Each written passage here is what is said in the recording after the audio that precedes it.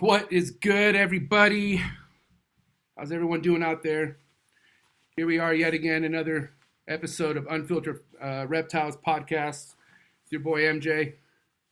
We got Forrest about to chime here in a minute. Before we get started, guys, please, if you support this channel in any way, please do us a favor. Go ahead and like the video. More importantly, subscribe. Tag whoever you need to tag. Spread the message. Let them know what we got going on. Let them know that Unfiltered Reptiles podcast is live and in direct, and all that other good stuff. But today we have a really cool episode ahead of us. Somebody very important, I feel like, that we should bring on, especially for all those chondro lovers out there. So I'm a chondro lover myself. So wore this shirt for the person bringing it on right there. Also, before we get started, guys, letting you know we finally are on all platforms other than YouTube. So I know a lot of you people can't stand YouTube. I don't know if it's my face or Forrest's face or probably Stephen Cush's face, but we are going to be on all platforms now. All the episodes that we shot are on buzzsprout.com. The link is in the description below. So if you want to go ahead and catch all our previous episodes, just the audio, they're right there in the link in below. And then we're going to go ahead and have this episode as well. So every episode moving forward will be on all platforms other than YouTube. So for all you YouTube haters out there, you get excited because now you guys have a different way to listen to these podcasts, okay? So bringing in my boy real quick, Forrest Fanning. What's up, Forrest? Hey, how you doing, MJ? You know what I mean, just here, another Friday with my boy. Yep. With Stephen Cushy. How you doing, Steve? Pretty good. How about you? Good, man. What's going on? What we got going on tonight? Just a little bit of everything, just always chaos around here. Controlled chaos. Kind of controlled chaos. Well, it's not fun unless there's chaos, right? Yep. I don't know any different. Right. So Forrest, I know we missed out last weekend. Sorry about that. I know you wanted to keep the damn ball rolling, and I kind of fucked that up. But we're here now, and we got somebody pretty legit that we're going to be talking to tonight, especially if you're in the chondro game. And you know this guy, right? Yeah, I mean, I've known him pretty well for a couple years. I mean, I've looked up to him, and he's kind of been an icon in the chondro community for well over a decade. I mean, ever since I got into it back in the days of like the Morelia Veritas forums, which was really like the where everything happened in the chondro world. I mean, it seems like nothing's happening these days compared to back then. And when you seen GTP Patrick, I mean, it was probably one of the most consistent people on the forums with some of the most just professional explanations of things. I mean, his locality knowledge is insane. His love for the animals is insane. I mean, you just talk to the guy and he just he's pretty electric about all things arboreal. So when you said Patrick, it was just like a no-brainer. Yeah. Just like, yeah, that's gonna be sick. I think electric. I think you nailed it with the electric part. I could tell you that right now. This guy just has this guy has, I don't know what it is about his I mean, obviously it's the passion he has behind it, but man, he just has so much energy behind what he talks about. So enough is enough. I want to bring my boy on real quick. What's up, Patrick? How you doing tonight, Patrick? Yo. What's going on? Up? What's going on? Not shit, man. What is up, Patrick? Patrick. On my way home right now. Yeah, but you're here. I appreciate it, man. That's right. Give us a little introduction about yourself, man. I got to take a night off from tease feeding babies for once. So, man, I don't know how to introduce myself. If we want to keep that side of it short, I'm 39. I've been keeping snakes literally my whole life. My dad had snakes when I was born, so I've literally been doing it my entire life. I got my first green tree pythons in '98, but at that point I'd already been breeding other species and whatnot. Man, I could talk forever about the history of all the stuff that I did, different different places that I've worked and all that type of stuff with reptiles. But if we want to stick those right now, I got serious about them in 2006. I've not been without a chondro since 2006. Damn. And I think I started becoming really active in the community about 10 years ago, 2009 or so.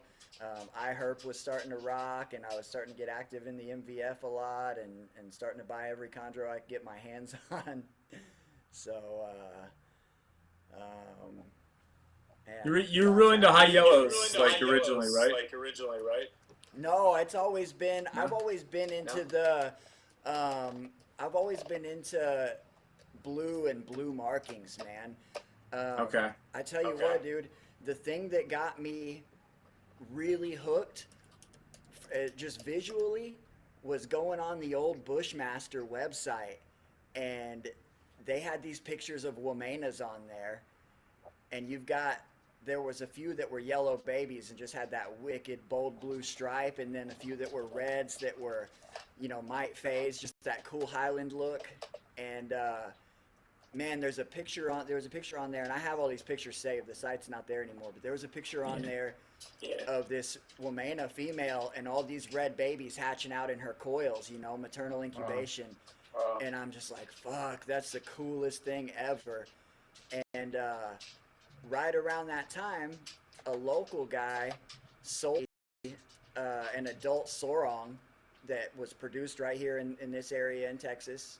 He had 2.2 siblings that he hatched out from wild-caught parents, and one of the females is solid hormonal blue, but the male that I got had that full blue dorsal stripe and the black tail and all the stuff I love about that classic look. But when he sold him to me, and I got that snake for $150, captive bred adult male for $150, and he gave me a picture of the female with all the babies hatching out, this wicked hormonal blue female and all these little yellow babies.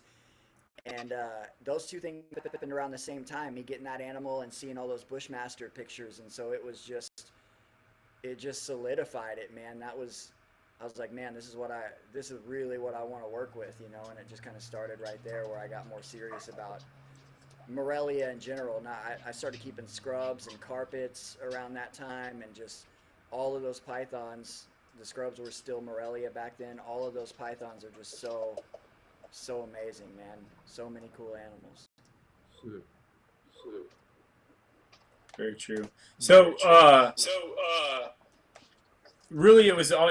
I mean, you've always really been a locality guy. I mean, you seem to have like some of the most in-depth knowledge, especially like in terms of like you're saying you have. Man, I have really bad feedback. Yeah, unfortunately, guys, we're fighting this feedback thing right now on Patrick's end. I'm trying to quiet down a little bit. Here, let's do this real quick for us. All right, go ahead and ask your question. Okay, so, yeah, so, when it comes to Patrick, I mean, one thing that always really stood out is his ability to look at a neonate and see the pattern and see these differences in them, and then, be able to point out what locality that is, if it's misrepresented, or maybe have a better guess at what it looks like. He just seems to have that, kind of like Ed Marino with the Amazon basins, almost like that machinist kind of attention to detail. And with chondro guys, I mean, like with the designer stuff, Greg Stevens was like that. Like with the blue line stuff, he'd have like these big, thick booklets of pictures that he'd show up at the show with, and like we'd all just sit around and look through, old time photos of all these special snakes. And so Patrick to me is somebody that like just really stands out for having the love for the locality stuff. And there's not a lot of people with that knowledge or with the patience to sit there and look through, in there, you don't really get a chance to look through, especially these days, a whole big variety of all the different locality types. And it seems like we're seeing less and less variety of locality types coming in. So yeah, Patrick, you're the bomb with locality stuff. So, first of all of that's there's some people just have an eye for it and some people don't. And it's not just locality stuff. It's looking at these animals in general. It's bloodlines and everything. I talk to a lot of guys, private messages or phone conversations or whatever. And it's always obvious to me, like the people who can see these things and the people who just don't, because you'll hear a lot of people saying that you can't visually determine locality or bloodlines or whatever. I've always heard that. I still hear it to this day. And it's just not true. It's just this, you know, it doesn't mean that it's that you're going to be right all the time, but you know, these animals are different, and the differences sometimes are blaringly obvious, sometimes they're not. But I've just always had I guess just an eye for subtle differences. And like I said, it's not just locality stuff. You mentioned Greg Stevens. I used to be able, you know, he did a lot of those Biak outcrosses, you know, 2008, 2009, I think, had some really nice Biak outcross animals. And, you know, I could see one of his animals and just know that it was something that he produced and pick out which clutch it was from. That's just something that I've always been able to do, just looking at certain kind of marker characteristics, whether it's designer stuff or locality stuff. But, you know, I'll say this up front about the locality animals. I have been saying for 10 years now, I've been saying it a lot since 2011, 2012, that rather, people always argue about, they say, oh, there's no chondros in Wamena, there's no chondros in Maruki. Well, of course, like you got, you know, whether or not the animals are present in that city, we all know that these animals are just being shipped out of the cities that they get labeled with for the most part, especially the major ones. Yeah. Manokwari is a regency. It's a huge area, but it's also a city, and there's an airport there, and it's a port. It's the biggest city in Papua. And, you know, so there, to say there's no chondros in Maruki, maybe not in the city proper, but Maruki is also a huge regency. There are chondros down there. Same thing with Manokwari. Although Manokwari, you can probably, you know, if you've seen pictures of it, there's high elevation stuff that goes almost to the beach out there. There's chondros right there in that immediate area. I heard Natush say that there's no chondros in Wamena in the city, but man, I've seen pictures from right outside of the city where there's jungle. So I don't know how much I buy that. But anyways. Now, what about what Natush, you know, would say about seeing some of these different phenotypes that we label with these shipping port cities, and seeing them in different areas where they're not supposed to be? You know, do you? So here's my thing about that. Now I'll go back to what I was originally going to say, is that I have for a very long time been, instead of focusing on very specific localities in certain cities, like, dude, these things are not alterna, where they're not rock rattlesnakes or whatever. You know, I have Lepidus that, like, I've got a male that was caught on Highway 277 just north of Del Rio, Texas. We're not getting that type of information with these green tree pythons. And, you know, when you talk to Lepidus or alterna guys, those guys can pick out localities, you know, at least good general localities, but sometimes very specific localities just looking at the animals. But then somehow when people do that with green tree pythons, a lot of guys say it's ridiculous, and it's just not. And so I've said for a long time that there's more of these general groups. And, you know, I usually called animals, you know, from the west, like the Vogelkop animals, that's your, you know, the Bird's Head Peninsula, that's Sorong and Manokwari and Arfak and all that stuff. But that whole group, even when you get into out to the tip, Raja Ampat, and into the islands out there, the Kofiau and Misul and Waigeo and all that, all those animals are the same. The Biak complex, those islands, those animals are all the same, and they're drastically different from everything else. And then I saw that animals from the east were different. Your Jayapura and Luray and Cyclops, all that stuff, those animals to me were a different group. And then obviously the southern types were all very, very different. Your Aru and Aussie and Maruki. And so Natush in his podcast said that, you know, he was on the Chondro cast recently, and that shit was brilliant. I don't know if you guys listened to that or not, but I was just fucking enthralled with that episode. He said that these animals in the wild for a long time, and over time he started noticing subtle differences and kind of had these groups in mind. And after he did all that extensive genetic testing, and that there's a huge sample size. That study is almost 1,700 animals, but he's seen a lot more than that. He's looked at thousands of animals. So It's insane. we're not talking about, yeah, it's insane. It's insane. That was a very, very extensive study. And what he said was that the things he discovered genetically lined up with what he originally thought based on consistencies in phenotype. And he basically said, I don't want to toot my own horn, but this is what I thought all along. And I will toot my own horn. I've been saying that shit since 2011 based on pictures on the fucking internet and animals that I've seen come in with importers and whatnot. So, as soon as he put that recent paper out that split everything up into those, and he's calling them subspecies, they may get full specific status, whatever. I don't care about the taxonomy. They're split up into regions, and man, anybody who's had locality conversations with me for the last, almost 10 years has heard me say the exact same thing. And when he put that paper out, I messaged a few of my buddies, and I'm just like, see, this is what I've been saying forever. And I it's not a I told you so thing by any means. It was just really nice to get affirmation from somebody who's actually seeing these animals where they come from, as opposed to me just sitting around looking at pictures online or taking the word of importers or whatever. Hey Patrick, who was like one of your first mentors when first starting into collecting chondros? I mean, you said you've had a chondro since 2006, so I mean, who was one of the first people to kind of take you under their wing and kind of set you on the right direction on because like I said, man, going into keeping chondros blindly, man, it's kind of like, man, you're asking for trouble, So I know there had to be somebody out there that you kind of looked up to or that kind of mentored you into this game. So I can agree with that to a certain degree that you if you don't have the right guidance, it can be a mess. But that is so much about, not choosing the right animal and whatnot. So, like I say, I got my first pair of chondros in 1998, and that was a pair of Aru that somebody brought into the pet shop.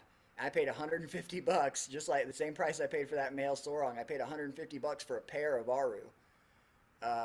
But again, I hatched my first snakes out in 95. I got my first Amazons in 95. Had my first arboreal viper in 98. So by 2006, I had a ridiculously extensive amount of experience with reptiles at that point. So I didn't really have much of a mentor then, but I'll say this. The first guy that I really started bugging about chondros and chondro information, and specifically regarding breeding, was Rico. I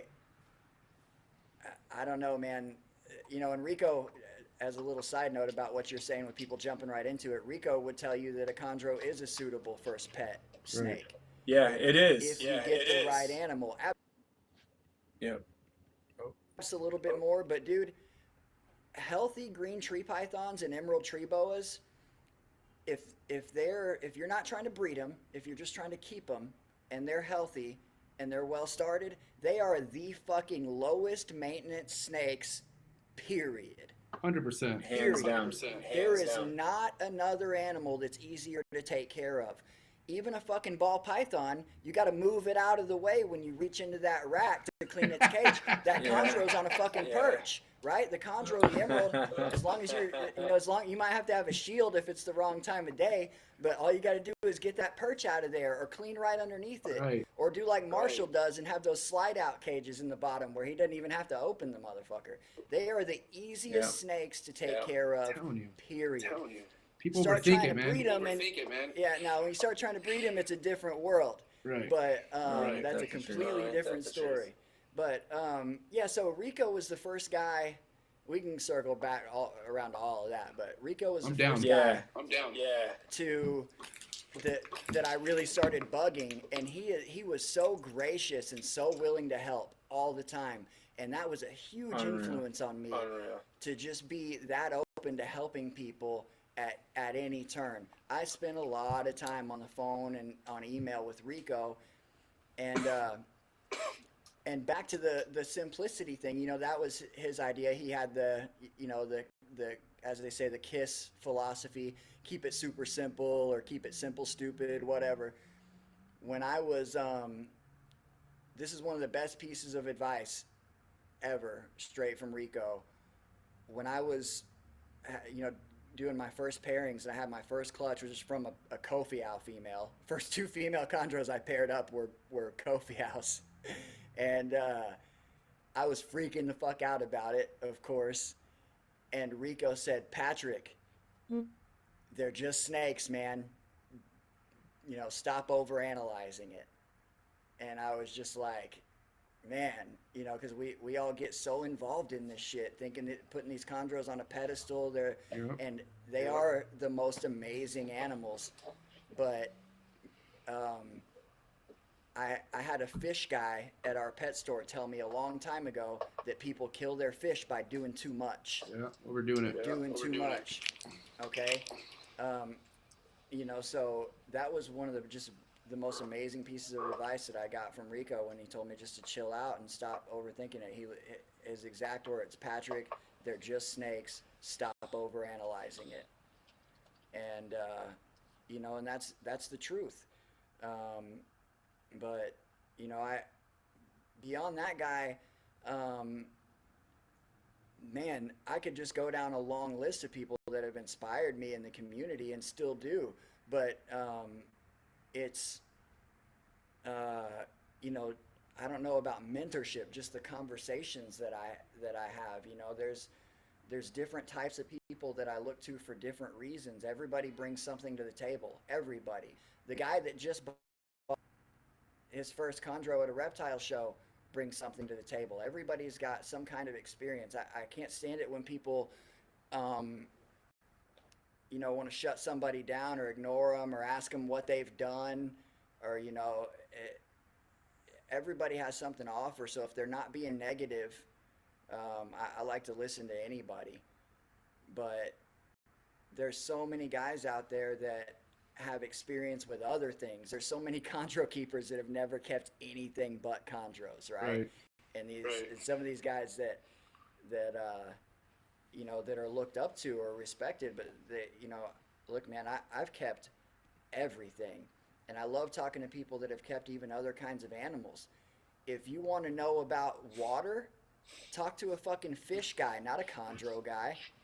If you want to know about water quality and cleanliness, talk to a frog guy. Get with Michael Novi of Rainforest Junkies or something. You know what I'm saying?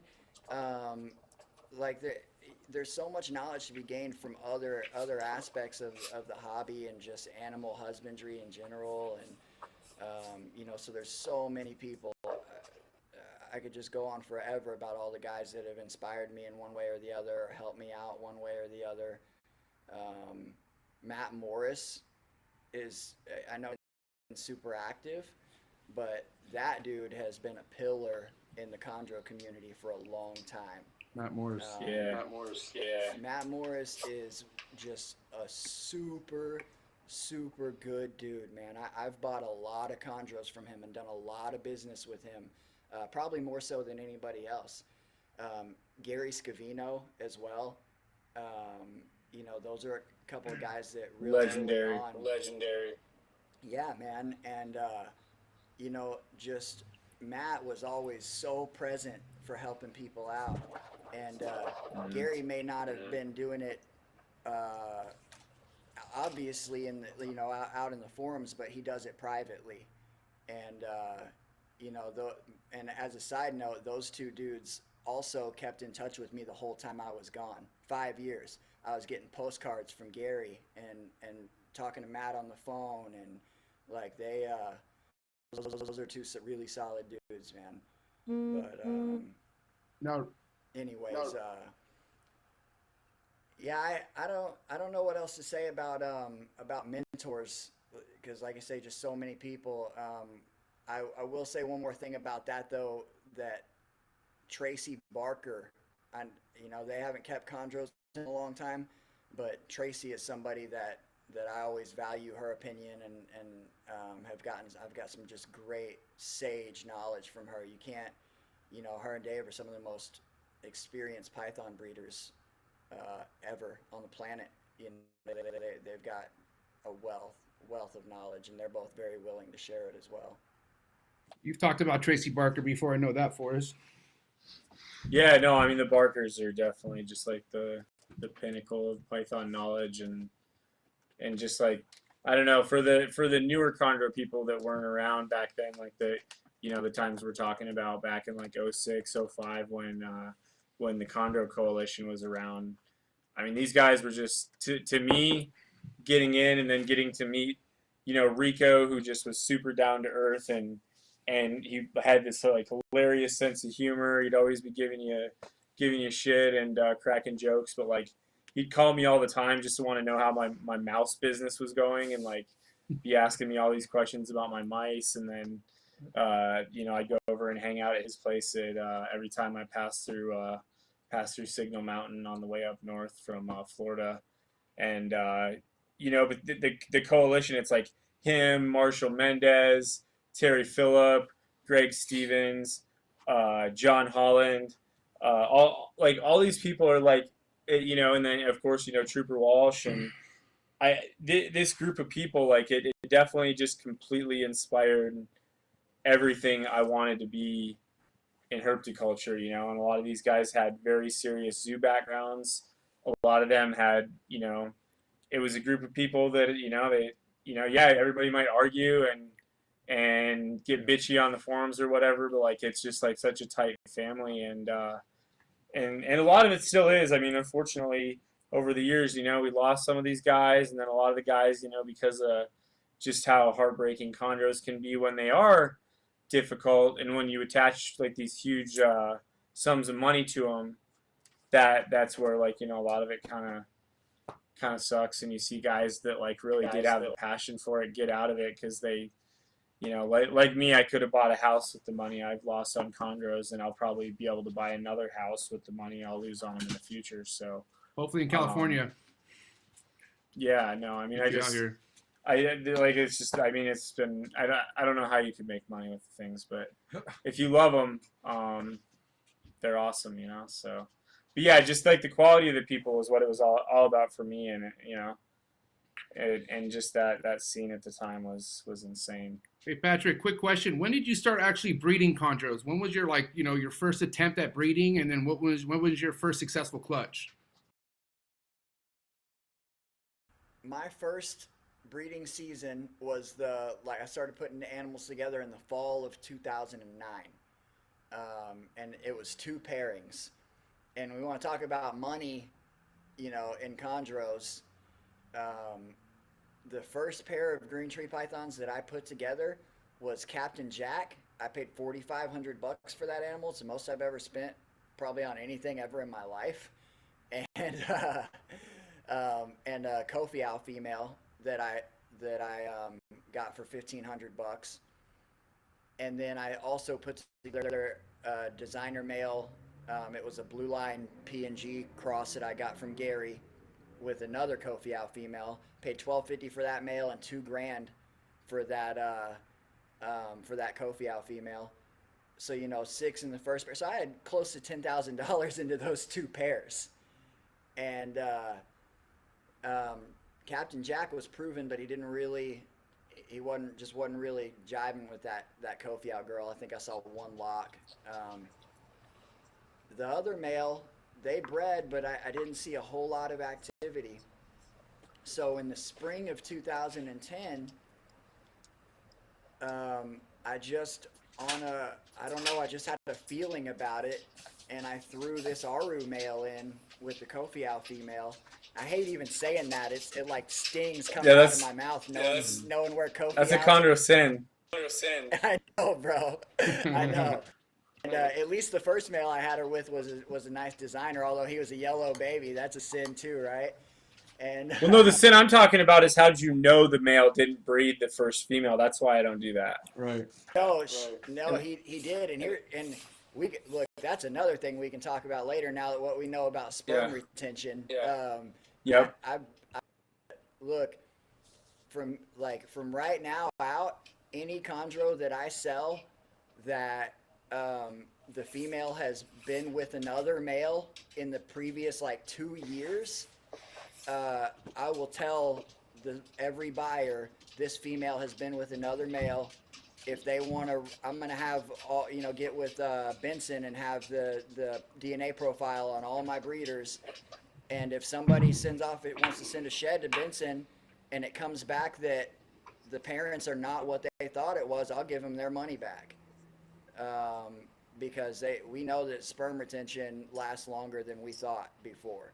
It makes me think really deeply about a lot of clutches throughout history too. Hell yeah. Knowing that. 100%. But, 100%. Here, why don't you bring that up for us? Because I did see locks with that male, but then I saw nothing. So I threw the Yaru male in, and I didn't care back then. I just wanted to make babies. You know what I'm saying? Yeah. Now, like I say, it's horrifying. I've had 5 Kofi owls. I wish I had one right now, man. They're just almost non-existent. And so, I threw that Aru male in, and he just jumped right on it, and they stayed locked up for 40-something hours. Wow. And yeah, 43 hours or something. And so I was just like, wow. And shortly thereafter, she ovulated, man. And I got, this is my, one of the first 2 females I threw together. She was about 750 grams, I want to say, maybe close to 800 when I paired her up. I got 12 fertile eggs, 100% fertility, no slugs, no infertiles. And I got 100% hatch rate on them. Now let's talk about feeding. Yeah. So you mentioned that other male. I'm still to this day reasonably certain that there was dual paternity in the clutch. So yeah, I had 10 babies that looked almost indistinguishable from Arus. Very, very, very much like Arus, except they didn't have the typical blunt black tail, but their patterning looked like a southern type. And then there were 2 babies that were pinstriped that looked identical to the designer male when he was a baby. So, and I've seen a couple of pinstripe Kofi owl babies, so maybe I'm wrong, but I don't think so. I think I had dual paternity in the clutch. What was Happy Jack? Captain Jack was Captain Jack was from a Pygar Joan Collins female, so Walsh Blue line. Although Joan Collins was deep Walsh Blue. Pygar was only a couple variations Walsh and then some other stuff. And he was a solid green snake. Pygar was as green as they come. But anybody who tracks those pedigrees knows that that pairing. Joan Collins' blood is solid. So basically, all of the Pygar Joan Collins animals that I've seen were just kind of a teal color with nice kind of yellowish diamonds. But they went on to just produce amazing stuff. So Jack's sire was a Saperli tricolor. Gary Saperli was working with Nicoli high yellow line stuff and OS high yellow stuff. So it was just kind of his blend of those lines is what a Saperli tricolor was. And wasn't Sipperly almost breeding chondros before those guys though, or did he get his stock from them? Because Barczyk talked about Gary Sipperly. I met Gary Sipperly. He's one of the OG large commercial breeders, and he's the rat guy. Yeah, we were talking about that in the hotel. Remember, we were talking about Gary being the first guy anybody knew that was using rack systems. Yeah, he was. Yeah, he's credited by some with being the inventor of racks. Yeah, I was keeping shit in tubs back then too, but it's just because I was a broke ass kid, and that was the cheap way to do it. Yeah. But I don't know how long, like if he was breeding before then, but I know that particular bloodline, that's where the stock came from. Yeah. So, anyways, and so Jack I got from Michael Hantz, and he got a couple of nice clutches out of Jack. I never got him to breed. I got him to breed, but I never got him to produce, and probably just wrong females at the wrong time though. So you asked about feeding with that first clutch. Yeah. And man, that's another thing we can go in depth about is feeding baby chondros. Well, let's talk about feeding baby Kofiaus too, because I mean that's usually a train wreck, right? Oh, did we lose you? They had no issues, but from what I understand, pure Kofiau babies are bad runners. And I tell you what, I used to say that runners were the worst, but runners are not the worst. The worst are ones that will just tuck their head and do nothing. No reaction is the worst reaction. That fucking sucks. I've heard Kofiaus is really bad with biting and basically like they'll bite it and then any movement causes them to immediately drop it. That's a big problem with them too. Biting and dropping sucks, but dude, if you can give me Better an animal than- that will strike, I will get it to eat. Period. Yeah. If I can get it to strike, I'll get it to eat. Man, a cool trick, and I got this. It was a tip that Harlan gave me that kind of made me change the way that I do this. But I try to leave my tubs in the rack if I can. If the animal is in the front, I will offer first to see if I can get a feeding response. But because if you start messing around with them, you're going to shut the feeding response off. If you're going for tease feeding, trying to elicit a defensive response, then it doesn't matter what you do, shuffle them around or whatever. So I will offer first to see if I get a feeding response. If they're in the front of the tub, I'll flip the perch around to where they're in the rear of the tub. And then I'll start tease feeding. So that does a couple of things. Number one, they're close to the back where you can get them into the dark real easily. But if I get one to grab and wrap, I'll take a piece of folded newspaper and just set it over the top of the tub and get right back to work. And then you've got a visual barrier there, so that your movement and whatnot, you're going to minimize the effect that has on that animal. Because sometimes you'll get one that coils it up, and man, it'll sit there and hold it for a fucking hour before it decides to eat, right? Or not eat. Yeah, or not eat. I found one this morning or yesterday morning that I thought had eaten and didn't. And that shit sucks. But it's that paper trick is great. I had done other things to cover up tubs, and I'd taken some pretty drastic measures. There'd been nights where I'm sitting around with tubs spread out all around me in a circle with lids over the top of them and shit like that. But I've tried to get away from pulling them out of the rack and just leaving them in there and then sliding that paper over the top. And it's been working pretty well for me. Yeah. I think I've told this story before, but like the person that mentored me and Desiree with it was my best friend Cody Bartolini, and like he's been doing arboreals since he's like basically out of the womb. And I remember the first time he was tease feeding a clutch of runners, and it's like he got one to bite, and he's just like, can you still hear us? Yeah, we can hear you.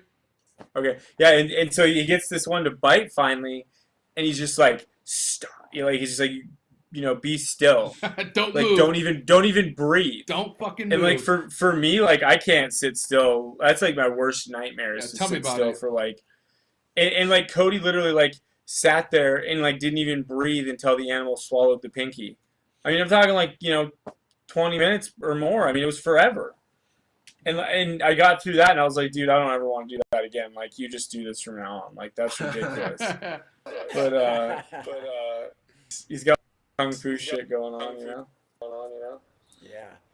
Yeah, look, dude, I'll tell you, that's kind of a good segue into something that I wanted to touch on when it comes to feeding babies and working with animals, and really this applies to just dealing with any living thing in life in general. But my practice of yoga and meditation has been a total game changer for feeding baby chondros, okay?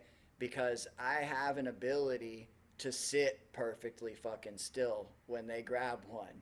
I have the ability to chill and control my breathing, to avert my eyes, to keep my energy down.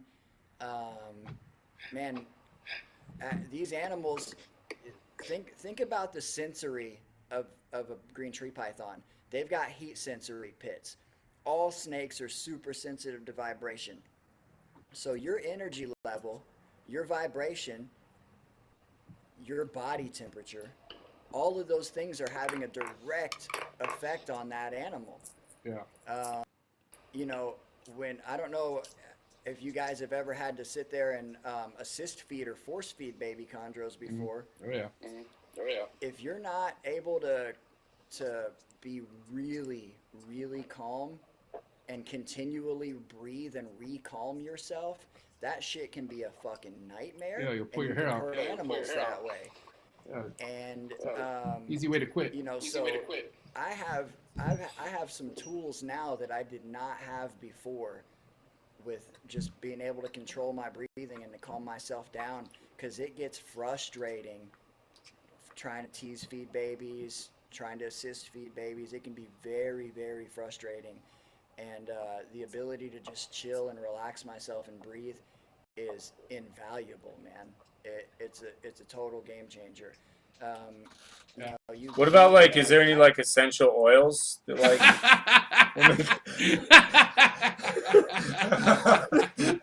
Lavender scenting cakes. Are Is there there any, any, like, you know- incense? Are there any incense we could use? yeah, is there any like nootropics or anything that we could Healing touch. I lather my genitals in patchouli oil, and I sit in there butt ass naked and meditate for about 15 minutes. Oh And, fuck. no, but hey, in the Rico No, feeding video, he says get comfortable, right? Yeah. Man, you Yeah. better fucking get comfortable. You gotta sit down Yep. and chill and get comfortable. A week ago, last Friday, I spent 5 hours sitting in front of my baby rack. Oh my 5 God. hours. Oh my god. Yep. I have appropriated. Silver my Spoon would 3-year-old never do that. Yeah, look at him. I can hear him over there like 5 hours. Are you kidding me? That not in my sleep. Yeah. Yeah. Yeah, and dude, I get up Steven. at 5 or 6 in the morning. So staying up until 1 feeding babies, you know, that's late for me. I'm an old man. I start getting tired around fucking, 9 o'clock. So Yeah. Patrick, let's talk about that technique that you went over with me over the phone. As far as your assist feeding, you got like a new system that you said that you have in play, and it's been really effective as far as force feeding or assist feeding your neonates. yeah, so check this out, man. My buddy Thomas Eimermacher, he's a local friend of mine. He's a venomous keeper, but he used to have a lot of chondros. I got my first 2 Kofiau and my first 2 Wamena from this guy. He is in addition to being a really good friend, he's possibly the most knowledgeable herper that I know, which is a pretty fucking bold statement. The dude has a master's in evolutionary biology and a PhD in quantitative biology. He's a legit taxonomist. The dude just really knows his shit, and he breeds venomous. And he has a force feeding technique, and I've shared this with a lot of people. He's got a blog about it on iHerp that he started using for a lot of tiny baby vipers. I strongly recommend that your average person does not try this shit with venomous reptiles, but because it's a pretty intimate process. Right. And when I first tried it, I was a bit frustrated frustrated, but I later realized that I was just frustrated with the situation, and that it wasn't my technique wasn't perfect yet. So what he does, and what I'm doing now, is when I'm thawing out, say anything from like large mice or jumbo mice to even maybe weaned rats, adult ASF, anything in that size range, for my other snakes, I'm stealing their hind legs. You can roll the skin up like a sleeve off of that back leg, Yeah. and I cut it just above the knee, and I cut it right at the ankle, and I literally have a little mouse drumstick. And it can be really difficult to assist feed a whole pinky to a baby. Sometimes you have some babies, you can just stick the head in their mouth and they coil it up and take it, but that's not always the case. The head of a pinky is really difficult for them to let go of because they can't like drag it on stuff and pull it right out of their mouth the way they can with a whole pinky. So a lot of people use pinky heads or mouse tails for assist feeding or force feeding. A mouse tail, goes in easy, but you have to use a big section of it to get any nutrition, and you have to literally force feed them the whole thing. And the problem with force feeding strong arboreals is that they kink up their upper body, and they're amazingly strong, and they'll push that shit right back out very easily. Yeah. That mouse leg is more nutritious than a whole pinky, way more nutritious than just a head. It's got a huge muscle, and it's got bone in there. I mean, it's way more nutritious. The only thing that's missing from it, if you want to argue full nutrition, is that you may not be getting gut microbiome benefits from that leg. So there's something to be said for them consuming whole prey items. But for all intents and purposes, it's doing what it needs to do. And once I got my technique down with cutting those things off and with getting them into the babies, it's rigid. It's not a pinky is literally a sack of goop. There's nothing to it, man. There's no bones are developed. There's nothing. It's literally a sack of goo. They'll bust open when you're trying to force feed them. It's a nightmare, man. But that leg is solid. And I was telling MJ, I guess yesterday, that I went through yesterday morning and I assist fed 10 babies in 18 minutes. And I could have got it done faster than that. I was being a little, a little bit lazy, and I was at 14 minutes when I picked up the last one out of 10. I think I can do 10 babies in 12 minutes if I'm just really focused. And just a hair over a minute apiece. And what I was explaining yesterday is, there's a stigma behind force feeding. People say you'll kill your animals that way. You will kill your babies if you wait too long to force feed them. If you wait until they're 2 months old and they're weak and depleted, yes, a stressful event is going to push them over the edge and they will fucking die. 100%. Yep. I've had baby snakes, not ever a chondro, but I've had baby snakes die, and not even just babies. I've had snakes die in my hands from force feeding animals that were in really, really bad shape because it's extremely stressful to them.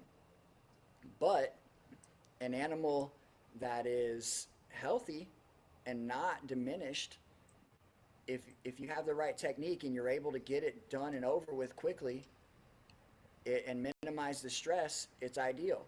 Yeah. And what I was talking about yesterday is how constrictors, if we're looking at stress simply from a chemical standpoint, right, just a metabolic standpoint, the act of predation for a constrictor is very stressful. They grab this animal, they coil it up, they squeeze it with all their strength, they hold on to it for a considerable period of time.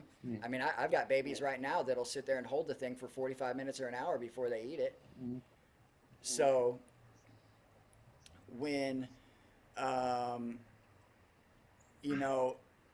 if like I say, if you have your technique down, and if I'm able to force feed or assist feed a baby in, 75 seconds or whatever, what is more stressful, an actual feeding event or me force feeding that baby, right? So literally, I think I'm able to get this done with less stress than a real feeding event. And I've got babies. My newest clutch, a bunch of them have not eaten on their own yet, and several of them are having their second sheds already at like 7 weeks old.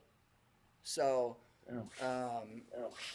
you know, and my last clutch, I still have a few stragglers, but they're taking off, dude. The leg thing is a game changer. When I switched from heads to the legs, I saw a crazy improvement. More animals started eating on their own. The growth rate increased significantly. You know, these babies grow really fast when you push them, so you can start cluing in on these things in just a couple of weeks. And that technique is a total game changer, man. It's perfect to me. It's minimally stressful. I'll say this though, man. If you're giving them heads, you got to give them something. People tell you they won't grow on heads. You got to give them something every 3 days. Of course, they're not going to grow on pinky heads if you're doing it every 2 weeks or whatever. But you know, the faster they get a head start, the quicker they're going to be getting to a size where they're more comfortable and they're going to be easier to feed. And a lot of them, they just have a switch that flips. They'll be a pain in the ass. And I never just jump straight to force feeding. Every single baby, I offer it before I pull it out. Every single one, every single time. I never just get in there and just make them eat. And you offer live as well, right, Patrick? Or like if it gets to the point where they're not eating a frozen thaw, do you end up offering them alive at some point? Yes, and so I tried that with the first clutch, and I had I just literally went in and left a live day-old pinky in every single tub, and it was zero success. Not one single one ate. Pretty live pinkies, man. I'm doing it again tonight. I bought a few animals tonight, and the dude brought me a bunch of ASF, and I have some day-old and like 3-day-old, and maybe some week-old ASF, and they're born with fur on them, and their mobility's a little bit different. So I've got 3 of my 4 new baby Amazons have shed, and I've got a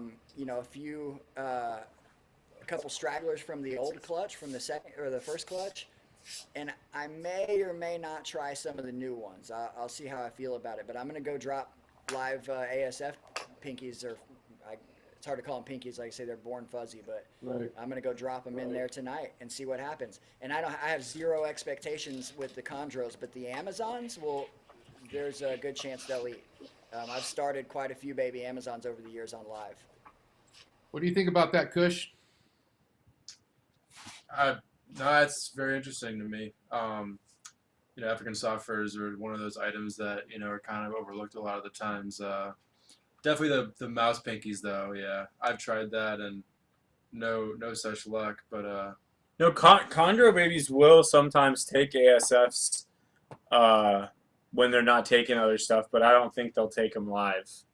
They just don't see. Go ahead, Like Forrest. for whatever reason, they just don't see the live pinky will just sit over here, and even if the chances of it sitting there caught alluring and like seeing this slow ass little tiny pinky, I've never seen it work. I've never seen a chondro take a live pinky. Yep. Yeah, the only time that I've seen it work with mouse pinkies is when they were actually on forceps, using a live pinky on forceps. Their movement is not chondros are very much visually triggered, but they're fucking lizard eaters. They're not eating nestling mice in the wild. They're eating lizards when they're babies. So they're triggered by a different type of movement. I have gotten in the past farm hatched babies that were already obviously kind of started and were refusing when they were imported. I've gotten some of them to take live by putting them in a really small container with it. That's just an old school trick, right? When you got something that won't eat, you put it in a small container with live and get it to eat. I've had that work on slightly older imported juveniles, but I've never had it work on fresh neonates or captive bred animals. I've never had it work. But like I say, I'm trying it again tonight, but I don't know if I'll try it with the new babies. I'm going to try it with the older ones that already have a bunch of meals in them, and are just still not accepting on their own. And then how many pairings are you looking to pair up this year with your chondros? I can't remember what we discussed. I think it was yesterday or the day before. It's a few. Tell me. That's going to depend on how how everybody's looking, right? Definitely. Forrest and I have joked about this, and I joke about this a lot with a lot of guys. People talk about secrets and techniques and stuff, and we're like, nah, man, we just fucking pair everything and cross our fucking fingers, right? Toss them together. Fuck it. Yes. Fuck it. Yeah, I think this might be a pair, and just throw the motherfuckers in the cage together. But, dude, Cody used to piss me off with that so bad. He'd be like, just throw them together and leave them together the whole season. And I'm like, no, dude, you got to calculate that shit. You got to take them in and out on this day only when it's raining, barometric pressure. And he's like, just throw them together, and he'd do it and get a big clutch. And I'm like, you fucker. Yeah. Well, you can't pay too much attention to the numbers. The only thing, I was talking to Ian about this earlier, the only fucking thing that's consistent with chondros is incubation period. Yeah. If your temperatures are right, you will get really accurate incubation times. Beyond that, throw all the fucking numbers out the window. I mean, Rico was ultrasounding extensively, and I mean, outside of Vladimir, I mean, did anybody ever produce more chondros than Rico? No, ultrasounding is a totally different thing, though. I'll say that, man. If you got an ultrasound, Rico, that was another great piece of advice Rico gave me that I still have never followed. He said, dude, get an ultrasound. It'll pay for itself the first season. Yeah. So that's different. I think that if you've got an ultrasound, that is another game changer, and you can for sure follow that. An ultrasound, the most important thing that ultrasound does is it saves the energy of your males. Yep. You have studs. Not have to worry about overbreeding them. Serve and use their energy in the most efficient way possible. If you've got a good male, you can potentially breed him to 3 or 4 females in a season if you're doing it the right way and you're timing it the right way. Yeah, I mean they'll do it. But yeah, my Marshall, the year of the Calico, OB Junior, he bred OB Junior, Blue Pepper, to 4 females. That was like craziest Calico year ever, man. Yeah. I don't know if Marshall had ultrasound either that year. I'm not going to say this person's name because he told me this in a private conversation, but let's just say that there is a really famous male that this person, and he's probably made this public, but I'm not going to say it anyways because like I said, he told me in private, but he bred that male to 5 females one season, and he admitted to me that it killed him. He said oh, yeah. It would have been fine. It would have been fine if I left it at 4, but that 5th female pushed him over the edge. It literally killed him? Yeah. Yes. Yeah, bred himself to death, man. Yeah. I guess it's Emerald, I mean, I don't know what the record would be for an Emerald. But I doubt it's 3. No, I don't know if anybody's done. Yeah, that's a different animal, man. And I'll admit, I have 0 experience breeding emeralds. Although I've kept them, I got my first emerald. I have experience with them longer than chondros. I just have never even attempted breeding them. I just got a new female today, though. We're trying real hard. Silver Spoon's definitely going to be the one holding the GTP belt here in, I think, this year, next year, right, Steven? No, man, it's this guy over here. I don't know if you can see him or not, but this is John. What up, John? He's John's our like Steven's basically doing like management, overseeing stuff, and doing all this rodent stuff, and then just like the Silver Spoon type. Fucking Forrest hates it when I try to give you props, Steven. Every time I do, he's like, no, you want to check this out. It's not. No. Yeah, no, he's an asshole. Jesus Christ. Hey, Nah. I want some of those fucking annulated boas. That's what you need to. Yeah. Fuck, for We- reals, bro. We got a lock the other day, so we're on the right track. John found the lock. Yeah. You know, in 3 years, when you're done holding back those giant 4 baby litters, let me know and see if you sell me a fucking pair of them.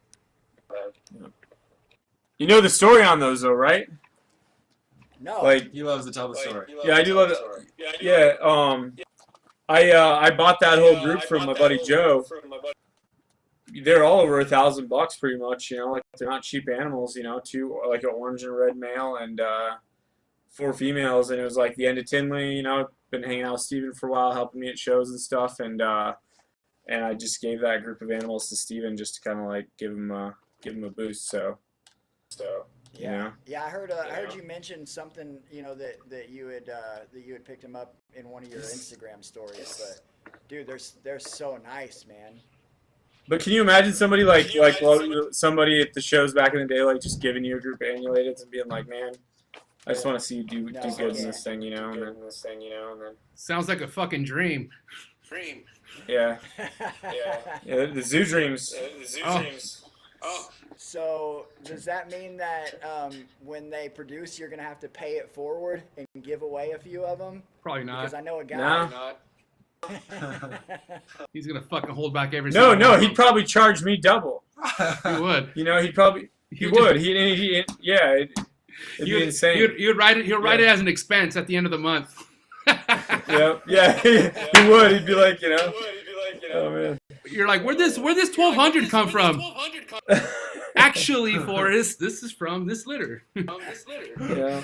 Damn. Oh, Steven Kush. Steven's a hustler. Yeah. He is a hustler I like hustlers. Now, real quick, Patrick. Speaking about hustling, all right. I mean, at some point, you hit a pretty fucking dark point in your life where chondros could have easily left your life. Like you could have easily left chondros in the fucking dark and whatever the fuck was going on in your time in your life. Let's kind of talk about that, man. You did a little bit of time. Did you do any research on chondros when you were locked up? Tell me a little bit about that. So I've done, I guess calling it a little bit is I suppose that's all a matter of opinion, right? A perspective, what a little bit of time is. 100%. I've been to prison twice. I've spent about 8 years of my life incarcerated, one way or the other, whether that's county jails or I've been to state prison and federal prison. This last time I was gone for almost 5 years. Wow. And, but I mean, that was, you know, that 8 years was spread out over a long time. I was fucking up for a long time. I got my first felonies when I was 16 years old. 96 is the first time I got a felony. I went to state prison. And it was all behind, all my adult shit was all behind drugs, man. All of it. I went to state prison in 2003 and did a couple of years for basically for selling, for intent to deliver, and then I did almost 5 on a 7 for conspiracy to distribute. That was my federal charge. So, which is kind of a messed up deal. It's a totally different conversation, but you know the conspiracies are no joke, man. I never got caught with any dope. No money, no surveillance. There was literally no hard evidence on me at all. Damn. But I always have to throw this out there because a lot of guys doing time on conspiracies play the blame game and act like they were innocent or they're all resentful because they didn't get caught with any dope. If I had not been selling dope to somebody who was taking it across state lines, I would not have gone to prison for it. It is 100% my fault. Right. And I'm just putting it out there that you ain't got to get caught. If the feds want you to go to prison, that's what it is. They'll make it happen somehow. They will make it fucking happen. I essentially got a 7-year sentence for making phone calls. They called me a facilitator. And So were you using real bad too, or? Yes. Yes, I was strung out on Yeah. heroin for a long time.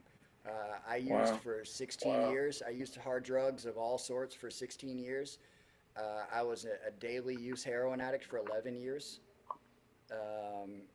minus, 2.5 or so of prison jail time I had in off and on in that space, but heroin was not my only problem. I had problems with other drugs too. Basically everything except alcohol and meth, everything else. But and as a side note, I haven't had a drink in 12 years, and I've been clean for 7.5 years now. It's awesome, bro. Congratulations, man. That's Congrats. that's really huge, Patrick. Yeah, it's a huge inspiration to, I'm sure, a lot of people out there. Yeah, big time. And and it's a lot better on this side, dude. When I was selling drugs, I did it for money, but I also did it for my habits and for the lifestyle that I was trying to live. But now that I don't have all the stupid shit that I was spending money on, I'm able to still spend the same amount of money. I'm still buying the same snakes and all that shit, right? And just living a way better life. Yeah, clean. I can make all that money, but if I was strung out on heroin and buying cigarettes and and partying and all that dumb shit I was blowing all my money on, now it's just a totally different world, man. Everything in my life is fantastic, and the basis of all of that is because I'm clean. It's anyways, when I got caught up in 2012, I had a shitload of animals, and it was a disaster, dude. It was anybody that was on the MVF back then knows a lot about that, and it was talked about in a lot of different places. The threads are still there on the MVF. I'm not going to get too much into this part, but there's a couple of sneaky little fuckers out there right now that are running their mouth about me, and it's hilarious to me because they act like it's some secret that I've been hiding or some shit like that. And one of them even tried to message me like he was going to out me or something, and I was like, bro, Bring him on here. Yeah, I was like, everybody knows this shit. It was literally, the article he sent me he pulled it from the MVF. I'm like, dude, like anybody who knows anything about me knows all of these things already. But anyways, it was a bit of a scandal, man. And part of it was because I had other people's animals. I had animals on loan. And I owed people money. I was doing a bunch of payment plans. The chondro addiction was bad, dude. All of my behaviors were addictive back then, right? It didn't matter, it's all the same patterns regardless of how you're doing it. Yeah, shitty situation So that true. anybody could get themselves in. So it's kind of like, you know what I mean? Like, fuck. I mean, I guess there's ways to prepare for it, but holy shit. I mean, what you're going through in your life, it's kind of like, man, it was just a shitstorm. It seems like. Yeah, so I'll say two things that are really important to me about that time period. Number one, I had absolutely no business keeping animals, not even my own, much less anybody else's. When you can't take care of yourself, you will not take the right care of your animals. If you're not caring for yourself properly, I don't care how much you love your animals or any of your charges, as kids, animals, whatever. Yeah. If you don't love yourself and you're not taking care of yourself, you're not doing the best for them. You might think you are, but you're not. Nope. The best thing that you can do for anybody, your kids, your pets, your family, is to be the best version of yourself. Period. That facilitates you being better for them by being better yourself. So, being that I was strung out and selling drugs, I had no business keeping any animals, period. However, I was a recluse back then. I had no social life. The only people I talked to were my dad, who I was using with, and people that, my junkie friends that came over to buy dope. So my whole social life was the reptile world. And I was in terrible shape. I was fat as fuck. I was literally just rotting and falling apart. I'm sorry, Patrick, but I can't see you fat at all. I'm sorry. I'm just gonna throw that out there, Mr. Fucking Shred Machine. 20 pounds. I was 220 and 40% body fat. And the thing that I was holding on to was the chondro community. That might sound sappy or cheesy or whatever. No, it sounds but right. that was my social life, was the reptile community, and specifically the chondro community. I had the MVF, and iHerp was hopping back then, and there was right at the beginning of the Facebook group revolution, there was a place called the Chondro Room. It's still there, but it's not active. That was my social life. It was a way for me to kind of like interact with people without having to show what my life was really like. And even though I was going about everything the wrong way, my heart was in the right place with it. I loved the animals. I loved the people. And now that I'm on the other side of all that shit, when I got out of prison, not that this is really anybody's business, but I was making $8 an hour working part-time and spending all my money to pay off all my fucking debts. Right. And that's what I did when I got out of prison. And I did it, man. First of all, you'd be amazed how many people insisted that I did not pay them or let me pay them off for way less. Right. And so many people were so gracious about it. And so many people right from the beginning. Like when I first got busted, I was talking to Gary on the phone, and and I knew all the shit. I knew all the shit that was going down in the community, and the shit that people were talking about me. Most of them that had nothing to do with anything whatsoever. The type of assholes that like to just jump on the bandwagon and run their fucking mouth behind their keyboard. But Gary was like, dude, worry about what you have going on right now. He's like, fuck those snakes, fuck the money, fuck all those people. Like, worry about your life right now. And I couldn't get past it, man. I was worried about the snakes. And my friends and the debts that I had and the dumbass shit that I did. And I was above all worried about the animals that I lost that didn't belong to me. And that's sick. Like Gary, we're so lucky to have like guys like Gary and Bill Stiegel and like these just guys with so much wisdom and heart that are good mentors to. It's just part of what makes the chondro community really, really special, man. Gary Scavino, Matt Morris, Mel Bernal. Yep. You remember Mel? Yep. David Means, the scrub python guy. Yep. The four of them kept in touch with me the whole 5 years I was gone. It's insane. The whole time I was gone. Yeah. All kinds of friends and whatnot that I never heard from in 5 years. Those four people, and there were others too, but those four kept in touch with me, stayed down with me the whole time I was gone. And these are people that I have literally nothing in common with other than snakes. I've never even met David or Mel in person. I've only met Gary and Matt since I got out. Yeah. It's amazing how our passion can tie us together like that, right? It is, man. I mean, I can't even imagine. Like so many times, it's like, what's wrong with the herp community, or bitching about people, and it's like, man, I can't imagine how unfulfilled my life would be without all these incredible people. I mean, I know people from all over the world, and I know all different walks of life that are just like the coolest people. And our passion and our love for these animals, even when you're going through the worst times in your life, they can really carry you through, and it's a good thing. Yeah, absolutely, man.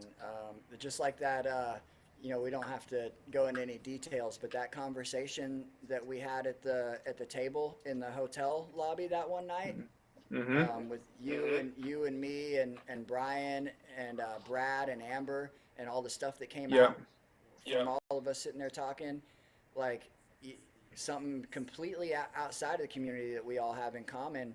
But you know, the snakes are what brought us to that table in the first place, right? Yeah. Yeah. It's awesome. It sucks we Yeah, didn't get to hang heartfelt out shit. as Yeah, much at the last one. That night was awesome, dude. We had a great time. We It had was. so many people over there. It's super raw. What did I Yeah, miss? like What are you guys just talking good people. about? Like we're talking about like hanging out with like Mark Hager was there, and Bill Stiegel, Gary Shavino, you, Amber. Who else was there? Now, by the way, we can say hi to Amber. Oh, what's up, Amber? Yeah, what's up, Amber? So, Did you put the ring on there yet? we took little Steven out with us that night. It was so cute. We did take little baby Steven out, yeah. Little baby Steven Cushy came out with us. Yeah. Yeah. Oh, man. Shit. We had to get somebody to get him in and all that. It was Yeah. Damn, baby Kush. Yeah. Baby Kush, man. Yeah. It's good times, man. Yeah. Hey, so real quick, Patrick, where did you meet Amber? Because you've I don't know how long you've been with her, but ever since I've been following you, I think you've been seeing her, and she seems like a really awesome chick, and I'm sure she's all on board with you keeping chondros and stuff. So when did you? How long? Where did you meet Amber at? So check this out, man. A guy that I was in the, I'm not going to go into too much detail about this either, but a guy that I was in the halfway house with left his driver's license in his room in the halfway house. This is right after I got, 4 months after I got out, something like that. And I got out in March, and this was in June of 2017. And he had called Amber, and she was going to meet me just to pick up his driver's license for him. And he needed it for a job he was trying to get or something like that. And so that's how we met. It was when I got dropped off at the train station by the halfway house and brought his ID with me to meet her. And I'm about to give you another opportunity to make fun of me. We started talking about yoga. And Of course you did. Of course you're talking about yoga. Hey, man. Yoga's powerful, man. Yeah. And she, Take notes, Steven. yeah, she was talking about a book and a guy who used to be a heroin addict, and that yoga, kind of the practice of yoga, helped him get clean and saved his life. We just kind of hit it off, but we didn't really start talking until a few weeks later or whatever. And so it's been a while now, and yeah, she's all about the animals. She owns her own shit. And, Loves chameleons. yes. Yeah, and her thing is that little beaded lizard, man. She loves that fucking thing. Yeah. They're cool. Yeah, that's good stuff, man. My buddy Thomas, the guy I was talking about earlier, who gave me the force feeding method, he has a ton of venomous, and he was in Mexico for a few weeks, and I was going over and maintaining his collection, and I had to steal 10 eggs from a pair of Western green mambas. And that was sketchy as fuck. Oh, wow. And yeah, it was super fucking sketchy.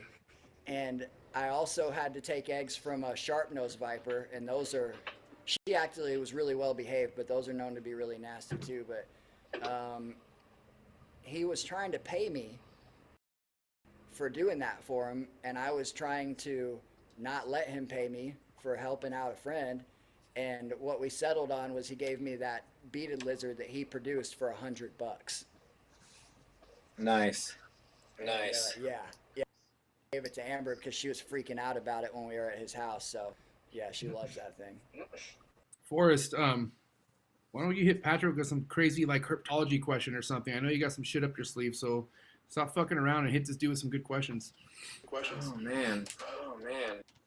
Herpetology questions. You said you had some questions for him and shit. Why? Well, I mean, it was mainly just talking about that locality-based stuff and his knowledge there. Why did it take him so long to key out Azurius and Veritas with the two different species. I mean, aren't there some pretty distinct morphological differences between those two? I think that it's just a matter of somebody actually taking the time to put in the work, like Daniel did. Um, I still don't. I guess maybe I'm just now coming around to subscribing to the actual new taxonomy. I try not to pay too much attention to that shit. These motherfuckers change names of shit every 5 minutes, right?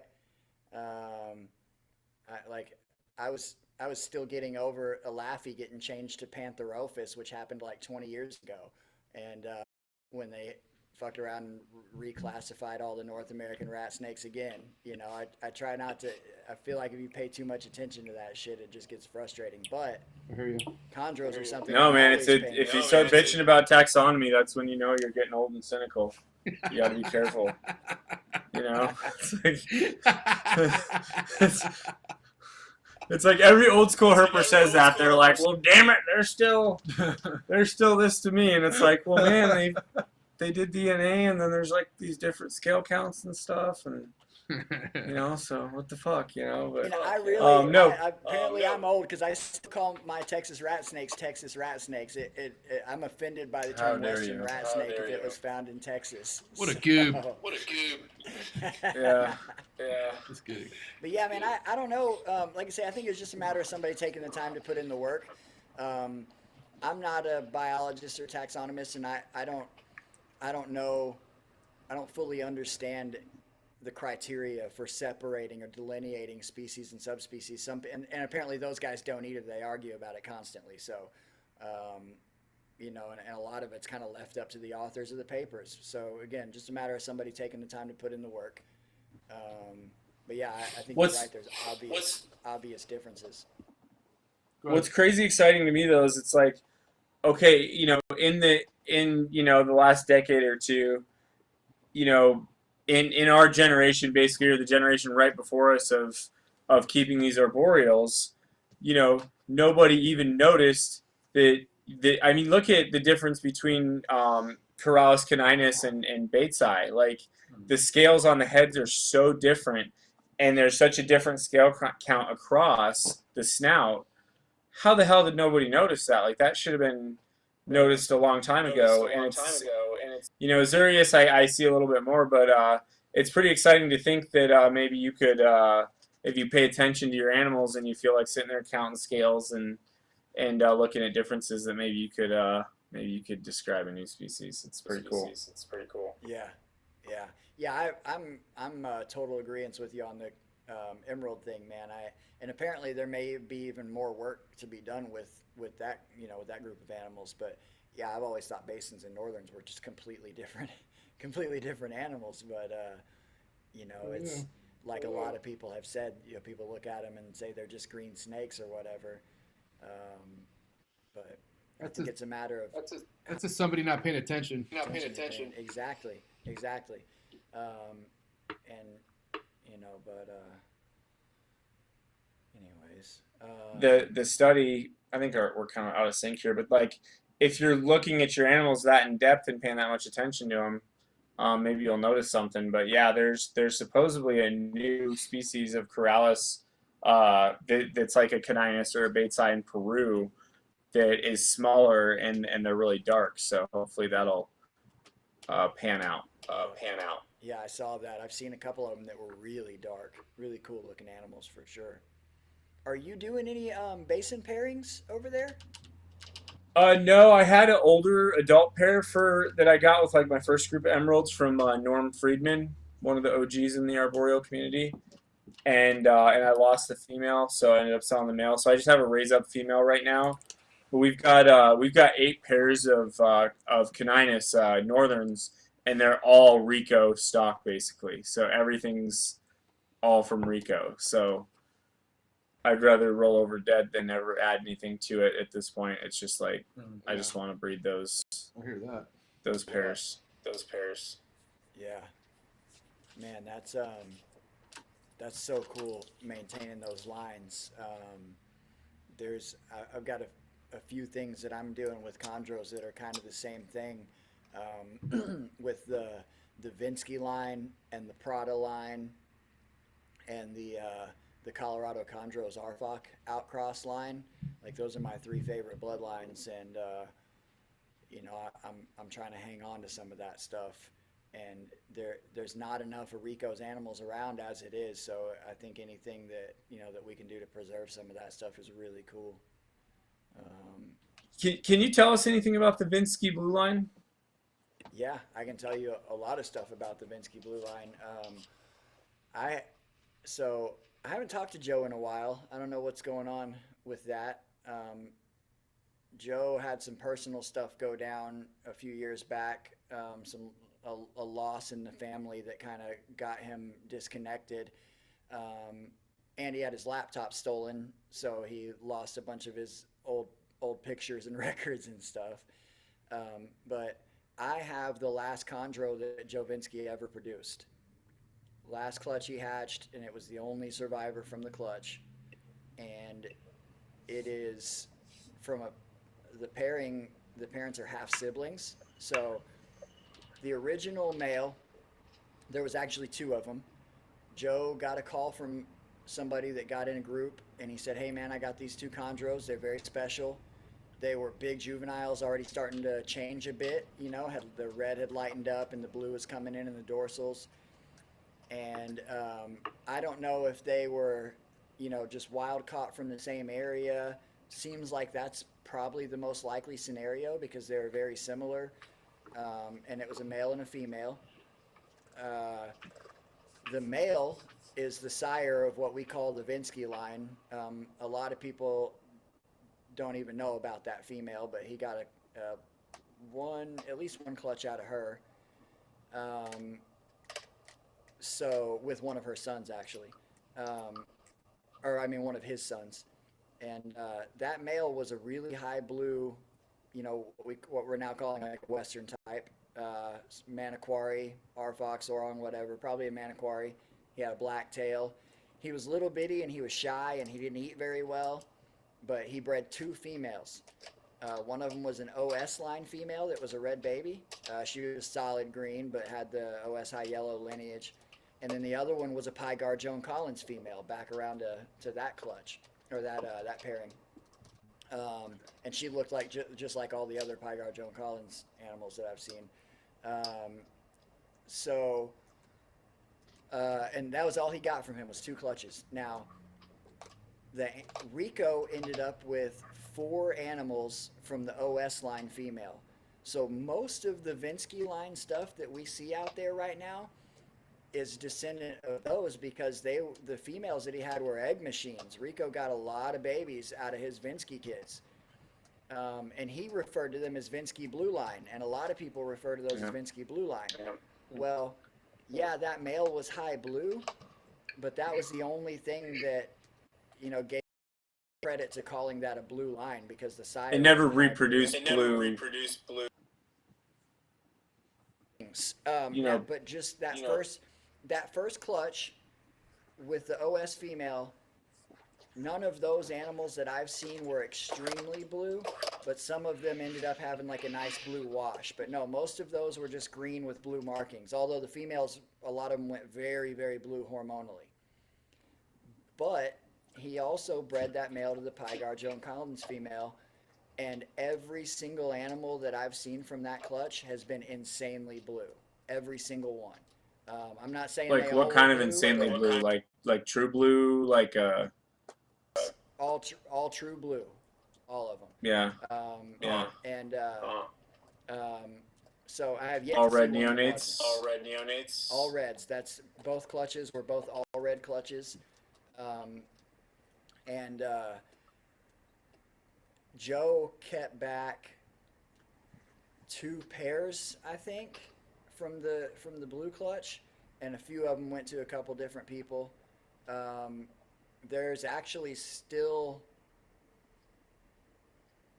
I think James still has James Oakdale still has one from that original clutch, and it may be the only one that's still alive other than Joe's. Joe, last time I talked to him last year, he still had a couple of males from that original clutch, and he still had at least one female from the other of the original clutches. And there are, like I say, all of them extremely blue animals. So to me, that's the real Vinsky blue line. And because Joe did produce quite a few animals from those, he did a lot of half sibling pairings, and like I say, he paired one of them to the female that came in with the male. You know, that lineage is out there. There's just not a whole lot of it that I see, and it's just, the more of them are from the ones that Rico produced because he got so many babies from those animals. But that line, in addition to just having a pretty solid, like I can pick it up, I can look at a lot of animals and see that lineage in them, even when they're pretty variable. But those animals outcrossed to the right things have gone on to produce amazing stuff. And that's really consistent with those Western types. The Arfok outcross line, the Prada Maniquari line, the Vinsky line, all that stuff originates from high blue Vogelkop animals, and it's the best stuff for outcrossing into the Walsh blue. You just get ridiculous results with it, and you're strengthening that lineage by using, closer to wild blood. Where do you think Walsh blue stuff came from? If you had to guess. So there's obviously a lot of blue that comes from the east in Jayapura. Yeah. Mainly from Cyclops Mountain, but it's hard for us to say because a lot of stuff gets labeled Cyclops, right? Like your blue male, if an importer had that animal looking like that, like yours was, bought as just a regular red neonate, but if an importer had the animal as a wild caught looking like that, they'd call it a Cyclops because it would sell even better than just as a Jayapura. And look, all Cyclops are Jayapura. You can see Cyclops Mountain from the Jayapura airport. Jayapura is not just a city, it's a regency. So Cyclops are Jayapura. But not all Jayapura are Cyclops. It's squares and rectangles, right? So those animals have solid body blue. Arctic Blue went on to produce now it's reproduced blue animals, right? Like Colette has reproduced some actual blue chondros. Yes, and I think that line has kind of proved itself, because the look that some of those animals are getting, like Brittany Williams has an amazing one from the Arctic Blue Tidbit clutch, and with multiple females. He has, and then his offspring have also thrown some really nice blue stuff. So that's where I think there's a difference between blue animals from the east and blue animals from the west. When you look at a Prada Maniquari, they start out with just your standard blue markings, and then the markings spread and wash down, okay? So that's what you get from the west. Sorong, Arfok, Maniquari, they start out looking more normal, and then the blue just kind of spreads out from the markings. That's from the red babies. That doesn't happen with yellows. In the east, most Jayapura and Cyclops are fucking green. They're solid green animals. But then occasionally you get them that are just solid blue. There's rarely any like mid-ground, and they get like a full body blue. So I think that's where that phenotype probably originates, is in Jayapura. Whether it's Cyclops animals or not, I think like actual full body blue probably originates there. Whereas more bold blue markings come from the west. But Walsh also had a lot of Biak blood in his lineage. And that's where we get all the crazy stuff, right? Almost, not all, but almost all really crazy looking characteristics of designers come from out. Are you talking about crazy the animal, or just like crazy phenotypes, like the mosaic stuff, or Ella Diablo type stuff, Sid Hart, like all these mixes of wild different colors? Is that what you mean, or are you talking about crazy himself? Yeah, no, I mean extreme phenotypes like that. I think all of that, like the really extreme things, are influenced by Biak blood. You can take the plainest Biak and pair it to literally anything, and there's a potential for some cool stuff. You know, you can take a solid Not the green not the Biak coolest stuff though. But some cool stuff. He's not saying the coolest stuff. But I mean, like He's saying you can you still know, make some Sid sick ass Harvest. shit. It's like, you know, Sid Harvest was what it was. It was Lemon Dream, and then there's always the argument of, was it the lemon blood first being expressed as a red neonate, and the Dream wasn't even that special, and then, you know, they bred that with the Maruk outcross stuff. Like, to me, that phenotype and the mosaic stuff, that's the craziest shit ever. And I don't know if that was Biak or if that was PNG. I've heard that lemon stuff's like from PNG, and I don't know, man. It's pretty fascinating wondering where all that shit comes from. All of those lines, I think at some point had some Biak blood that was stirring up the mix. Maybe not the lemon. There's a lot of muddy history on the lemon tree line and where it really came from. So, but you know, you mentioned the Maruki outcross. I think you know, normally I'm not a fan of southern outcrosses. I just, to me, I don't think that there's anything cool you can do with an Aru other than breed it to another badass Aru, and a lot of their badass traits don't translate to captive bred. I'm sorry for people that are Aru fans, but all the best looking Aru and Maruki are wild caught. Yeah, and then they just like really lame. Yeah, and there's very little exception to that. You can get the blue belly trait. The blue belly trait comes through, but all the cool whites and all that shit, it rarely comes through. What about with high yellows though? If you're wanting to make like a nice high yellow animal with like a lemon. That's where I was going with that. What Southern blood has a tendency to do is to reduce patterning in the results, right? You get these really, really reduced pattern looking animals. And from what I can tell, that reduced patterning facilitates more extreme ground color. So I think that's why we got so much black out of the so-called, you know, the Maruki outcross pairing. We've seen some really cool high yellow come from Maruki and Aru outcrosses.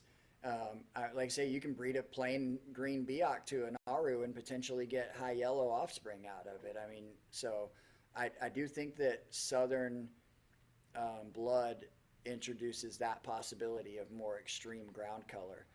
But it's also a bit of a toss-up if you're trying it out, you know, taking an extreme animal to pair it to just a plain Aru or whatever. Maruk outcross blood's so bad, dude. Like David D made a clutch that was like really hot. It was one of the Marshall's Calico. I think it was one of his Calico OB Junior bred to a Dream Lemon.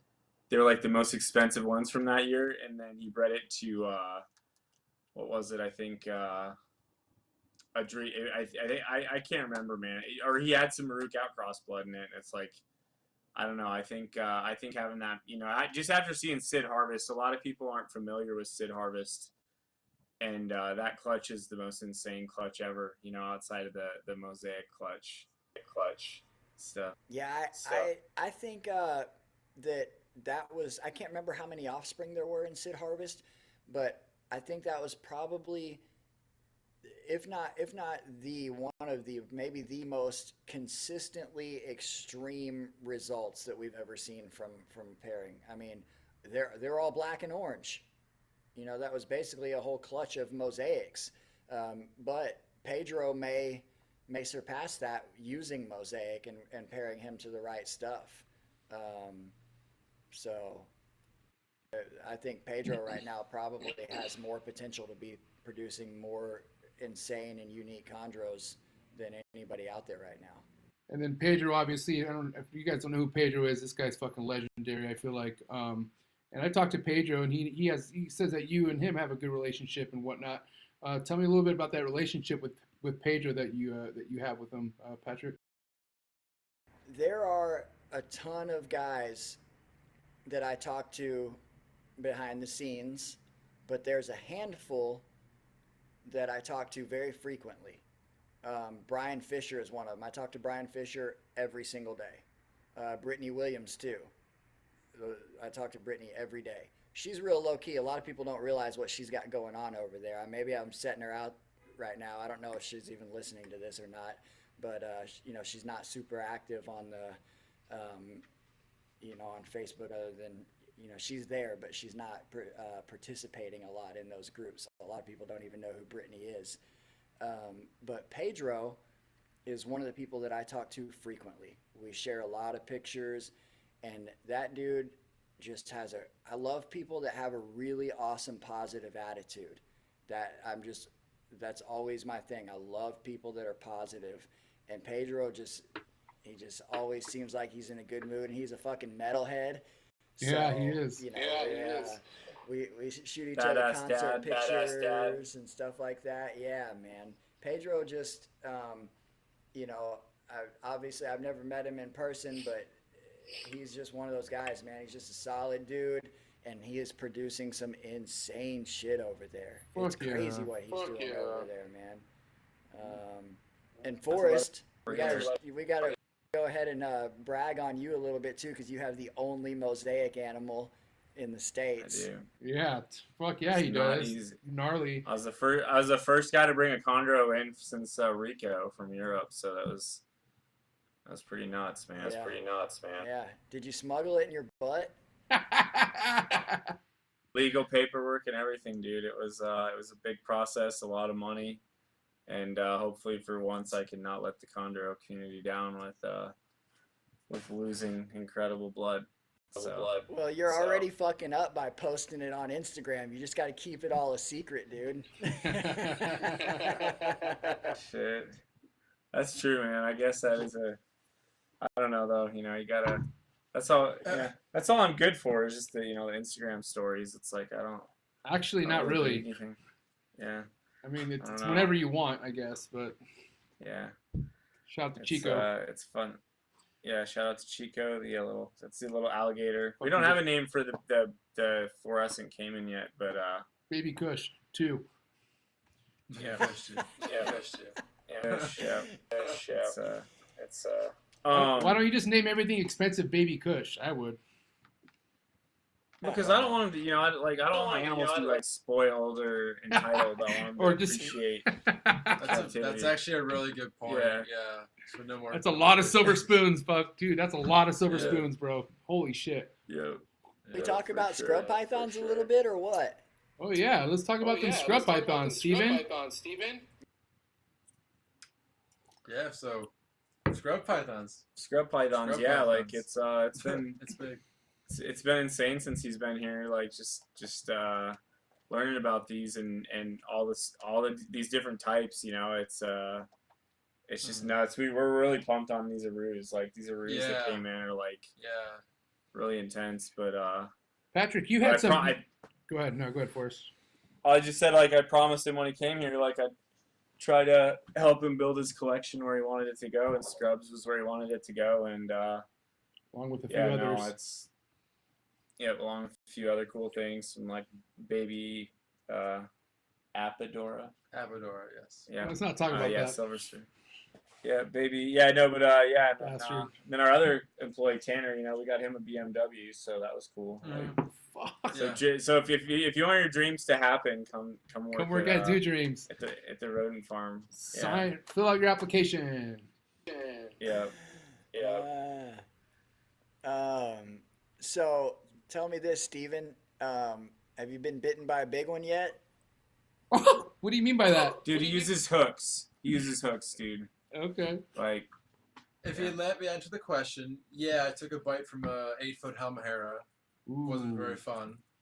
Wasn't the worst bite though. Pretty close range, but it was perfect timing too. It was the day of the Tinley Park barbecue when everybody was showing up, and I'm like scrambling to clean the last 2 snakes, and like I go to grab this, he's just like getting on me for using hooks. I'm like, man, if I don't use a hook, I'm gonna get nailed.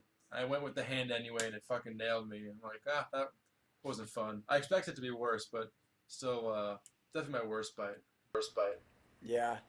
I mean, the Halmaheras have they've got a bulky fucking head, man. I can imagine that, like the right one probably hurt you. I think people, like underestimate what a scrub is capable of sometimes. I mean, those are when they start getting You know, we're talking about full-grown adult scrub pythons. Those are dangerous animals. They're fucking apex predators, dude. They are dangerous animals, and they are smart as a motherfucker. They Oh don't yeah, fuck around either when it comes absolutely. down to it. They do not fuck around, bro. I mean, No, Steven, got a you already know about it.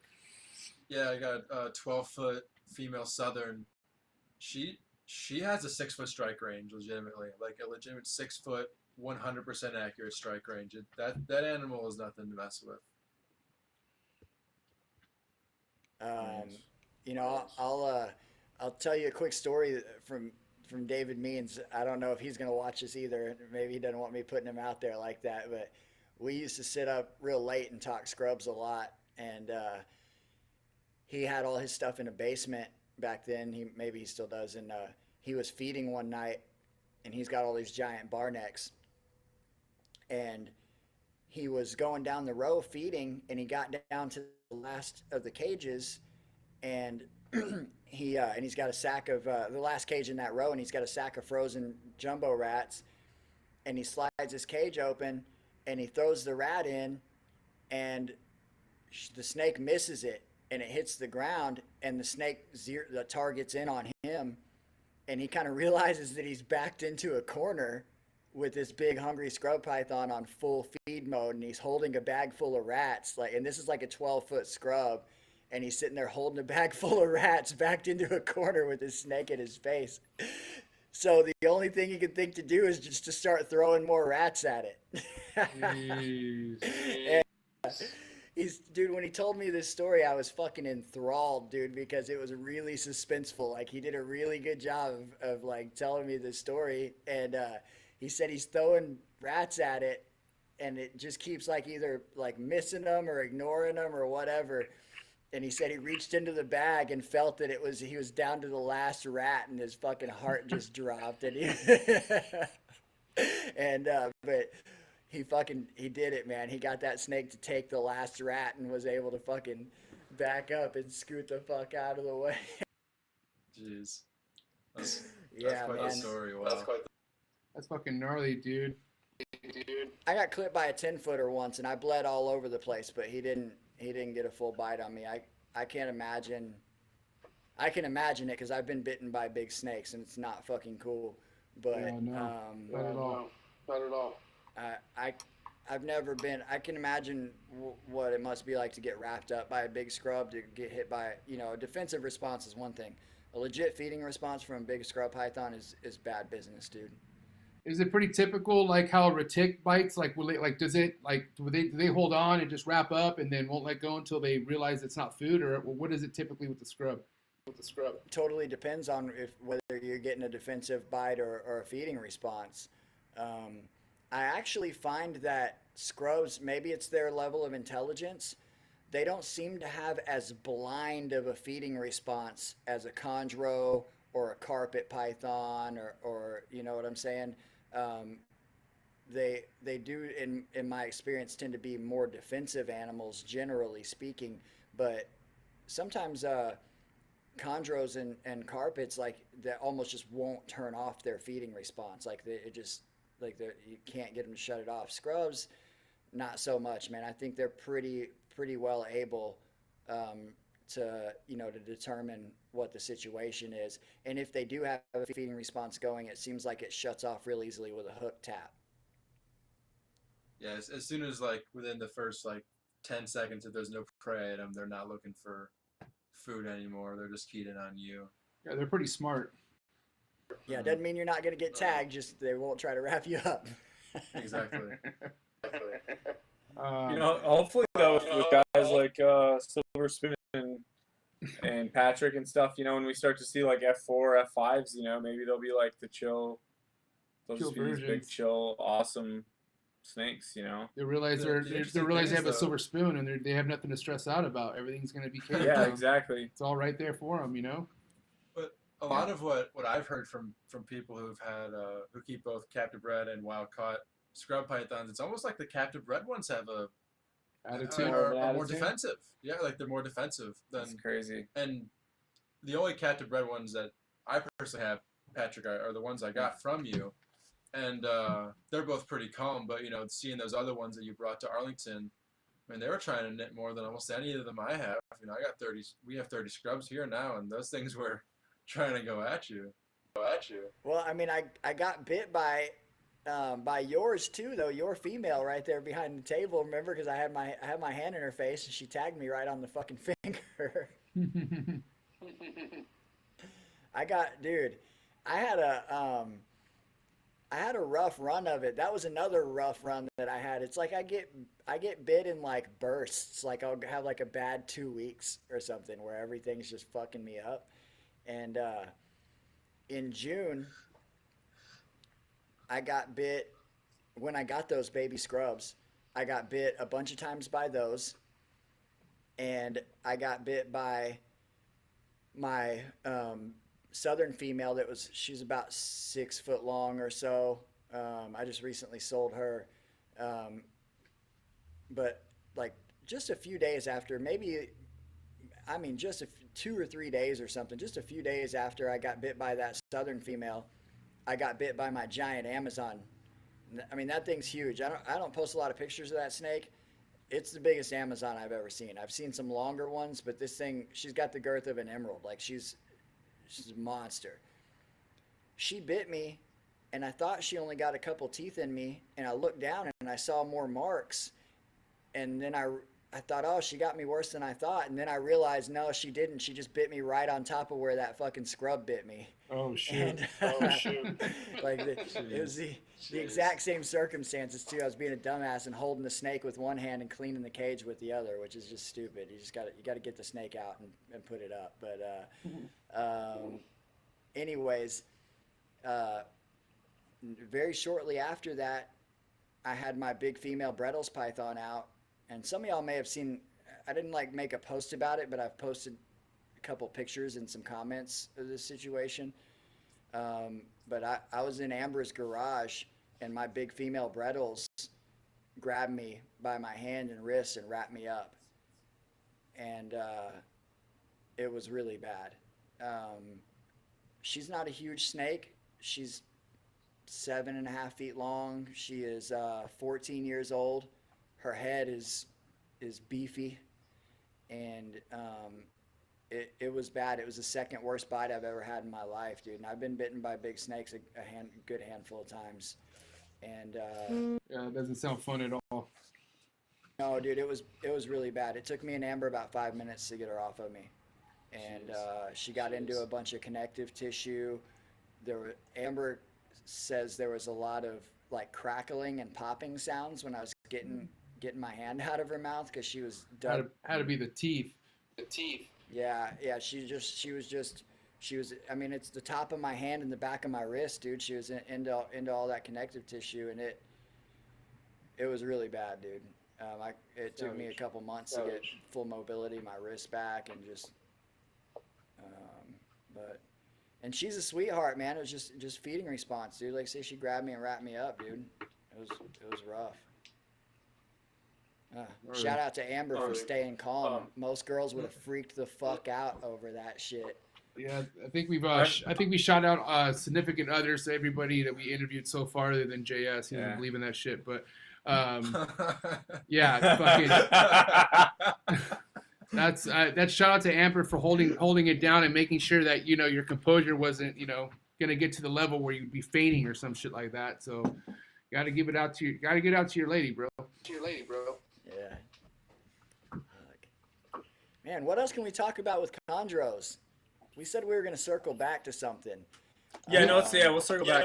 But Desiree got a good olive bite. It was like an 8-foot olive python bit her on the shoulder in front of some high school kids, and like it started coming out of the cage. She turned around and like they didn't even warn her, and the thing just like bit onto her shoulder and neck and like wrapped her up, and it was pretty nuts. That's but gnarly. And she handled it like nothing. She's just like pulling this big ass olive python off her, and just another it was day. funny. But yeah, let's cycle back to chondros. I think we're gonna cycle back to Rico or some with Rico. I thought. Well, I've got.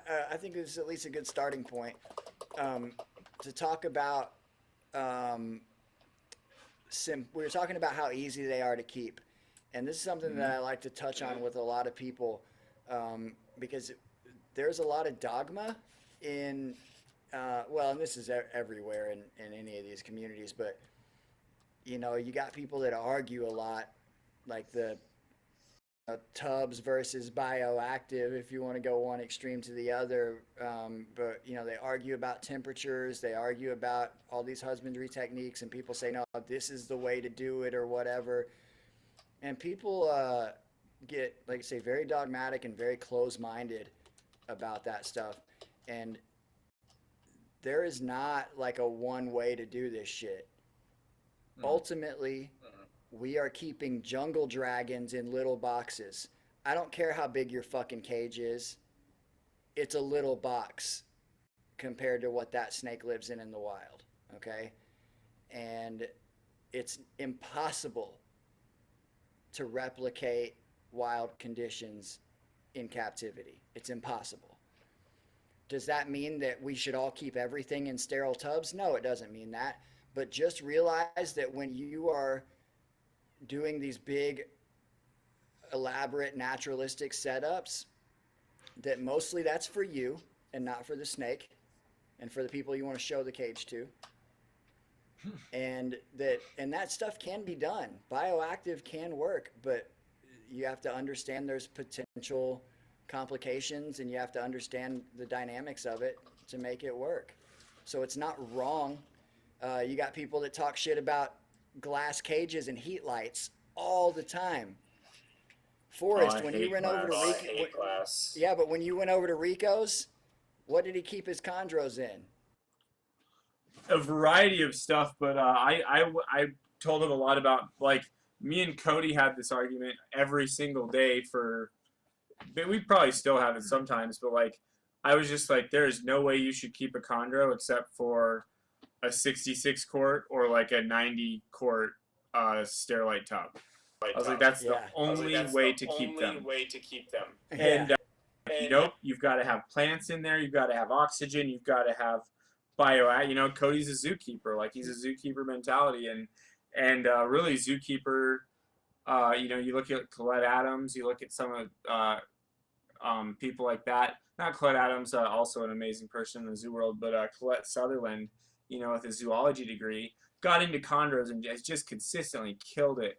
But Rico, you know, I was like kind of a Terry Phillip hardcore guy, you know, 80 or bust, keep them simple. Terry did keep them in neodeshes, but was a big fan of tubs.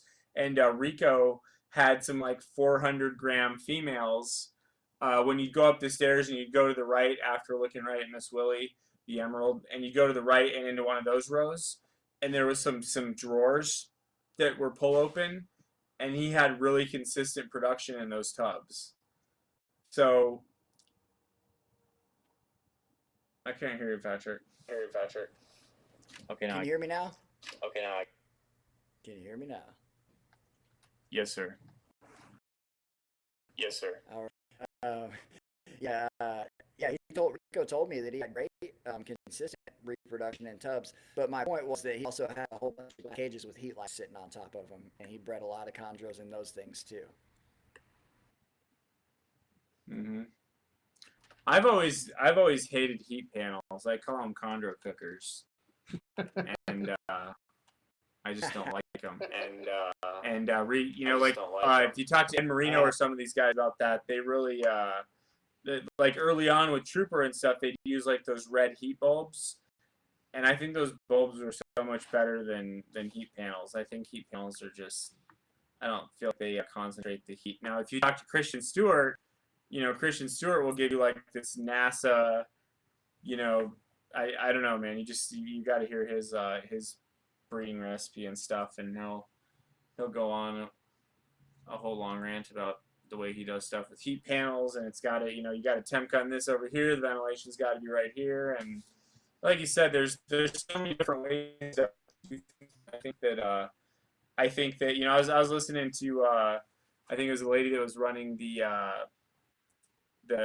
down in the Chiricahuas, the Southwest Research Station. It's like the only like active property owned by the Museum of Natural History, and the Rockefellers founded it and stuff. And there's more biodiversity in that area than anywhere. And she's giving a talk about, actually, it was like a rattlesnake meeting, And she's like, there just needs to be more boots on the ground with citizen scientists, like you guys keeping all these animals, you need to be like trying to collect your data and figure out what works. And you can't most people have limited experience with anecdotal experience. Oh, well, this worked with these two pairs, so that's what works. And it's like, if more people would get together and say, okay, let's all try it. You guys try it this way this year. Let's try it this way that year. And we've got so much to figure out. To say there is no right or wrong way. Well, yeah, there is a right or wrong way. And it's called it's called evidence-based science. And however you can produce the healthiest animals and get those breeders to live the longest and healthiest lives, that's the way that works. But none of us, for the most part, are smart enough to figure out what that is. We're too impatient. We buy this pair, we get them, then we trade them for this, and we sell, doing all this stuff. We're not really figuring anything out. I've been breeding mice for a decade, and I used to talk to Rico about it all the time, and I still don't know anything about them. Like, I still can't breed mice for shit. Well, I'm glad you said that part of it, because one of the things that that I try to I talk about to quite a few people is that the more that I know about this, the more I realize that I don't know shit, and and I think that's kind of just life wisdom in general, right? That's kind of a Eastern philosophy, right? That those who think they know don't know, and those who know they don't know. But I agree that I think there are a lot of wrong ways to do this stuff. There's a lot of things you can do wrong, but I think there's also a lot of right ways. And while there may be somewhere a specific formula that is the most efficient and effective, it comes down to the fact that we're doing this as a hobby, and we live in different areas. We have different financial restraints. We have different aesthetic tastes. There's a lot of variables. And one thing I know that is consistent with keeping animals is that you have to keep the animals within given parameters, and those are different for different animals, but you also have to do what works for you. Right. If it doesn't work for you, eventually it's going to stop working for the animals. I call it like kind of the like top shelf principle. Like, if you have racks that are stacked up to the ceiling, I don't care how efficient you are, the animals that are out of your line of sight are going to get less care than the ones that you see more frequently. They are not going to receive the same care than the ones you see more frequently. That's just an example of how that works. So if it doesn't work for you, eventually it won't work for them. And so that's why I say that we got to be kind of open-minded about it. And I agree with you, Forrest, that if people did more to collect data and share it, we'd probably have better insight and numbers that we could assign to these things that were more consistent. There's that real popular graph of Rico's that floats around of the female like shed cycle and feeding cycle and breeding, and a lot of people like to share that, but that was one animal, one pairing, one season. I bet you could take 20 graphs like that from Rico and have 18 of them be different, but look at guys like Lawrence though with the scrubs, like he's really that's the kind of keeper that that's the name, right, Lawrence? Mm-hmm. And he's the kind of keeper that's like really gathering that data and trying to figure it out, and he's having success and he's sharing it. And I think anytime that's something I think we talked to you a little bit about is like anytime like you get into an argument with somebody online or you feel so passionate that you know something, it's just like it's not about that. It's like it's about there's nothing better than being proven wrong. Like if you think you know something about emeralds and then somebody just totally punks you and proves you wrong, and you figure out that you were doing something wrong, and then now all of a sudden you're doing it right, like that's what it's all about. And you see a lot. That's why I always make the old school herper jokes. It's like they get to this point where they're no longer loving knowledge. because you can gain knowledge and you can love knowledge. And if you gain knowledge for ego and it's about you being right, then you no longer open your mind up to loving knowledge and loving the process of figuring things out. Learning. And ego really gets in the way of that. So just like, who cares if you're right or wrong? Like, you can have fun arguing and laughing and all that stuff like that, but like these people that get super upset about it, it's like, well, you're not gonna figure anything new out, you know? Absolutely. You know? Absolutely, I agree with that 100%. When you're wrong, you learn something. Yep. Or you have the opportunity to learn something. Life's all about opportunities. That's how you learn and gain, man. Yeah, absolutely. Now, Patrick, we're running up on 2 hours. Well, we hit over a 2 hours mark. I appreciate your time. Obviously, I don't know how we are, what time on your end, and how things are. I mean, everything cool? Yeah, it's past my bedtime, but that's about it. I do want to say real quick, since you brought up Lawrence, I'd also like to give a little shout out to Lawrence over there in Ireland. That's another dude that I talk to every single day. We're on different time schedules, right? So I get messages from him usually about the time I'm waking up, like 5 or 6 in the morning. And that dude is really, really passionate, and he's keeping really tight records and getting some cool results over there with the scrub pythons. Shout out to Ari too, for Ari like kind of introduced me to that guy, and felt kind of lucky getting to know him. Very cool dude. Got to get Ari on this show soon, right, Forrest? Yeah, for sure. I got to give a quick pitch to Ian. Was on me today. You guys know Ian Bessel. Oh yeah. One of the yep. Anybody not know who Ian Bessel is? Didn't think not so. Anybody with Facebook. You got Facebook, you know Ian. You want to talk about a guy with a ton of knowledge and a ton of love for what he's doing, and really just an incredible brain outside of chondros too, man. Ian's a good friend, but he was definitely busting my balls about raising money for Carpet Fest and nidovirus research. So Carpet Fest, Southeast Carpet Fest, is at my best friend Cody's house. They've got one of the most diverse and rare venomous collections in the entire world, probably. You'll get to see stuff you'll never get to see anywhere else. People are camping out there. People are having a good time. And the whole event is to raise money for nidovirus research. And nidovirus is something that has plagued the python world, and specifically the green tree python community, for the last few years. And Cody and Pia have kind of been on the forefront of it.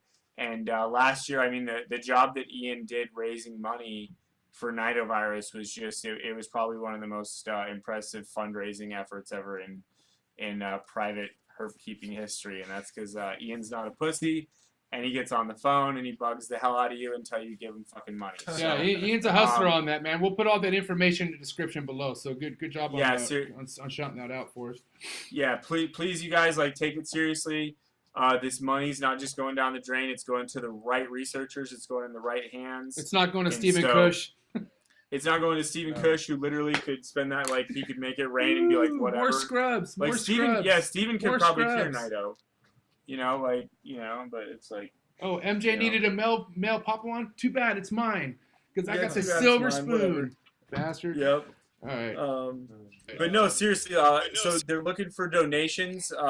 If you've got anything cool, if you've got posters, if you've got this, if you've got that you think maybe some other arboreal people would like, because it is, I've actually never been to a carpet fest because I'm not a carpet guy. I'm a chondro guy. We're kind of like, we're a little above. Yeah, I don't know about carpets. I'm not too sure. I had a little bad taste of a carpet guy last episode, so I'm not going to go there right now. But no, dude, don't even go there. That guy's my homie. I love him.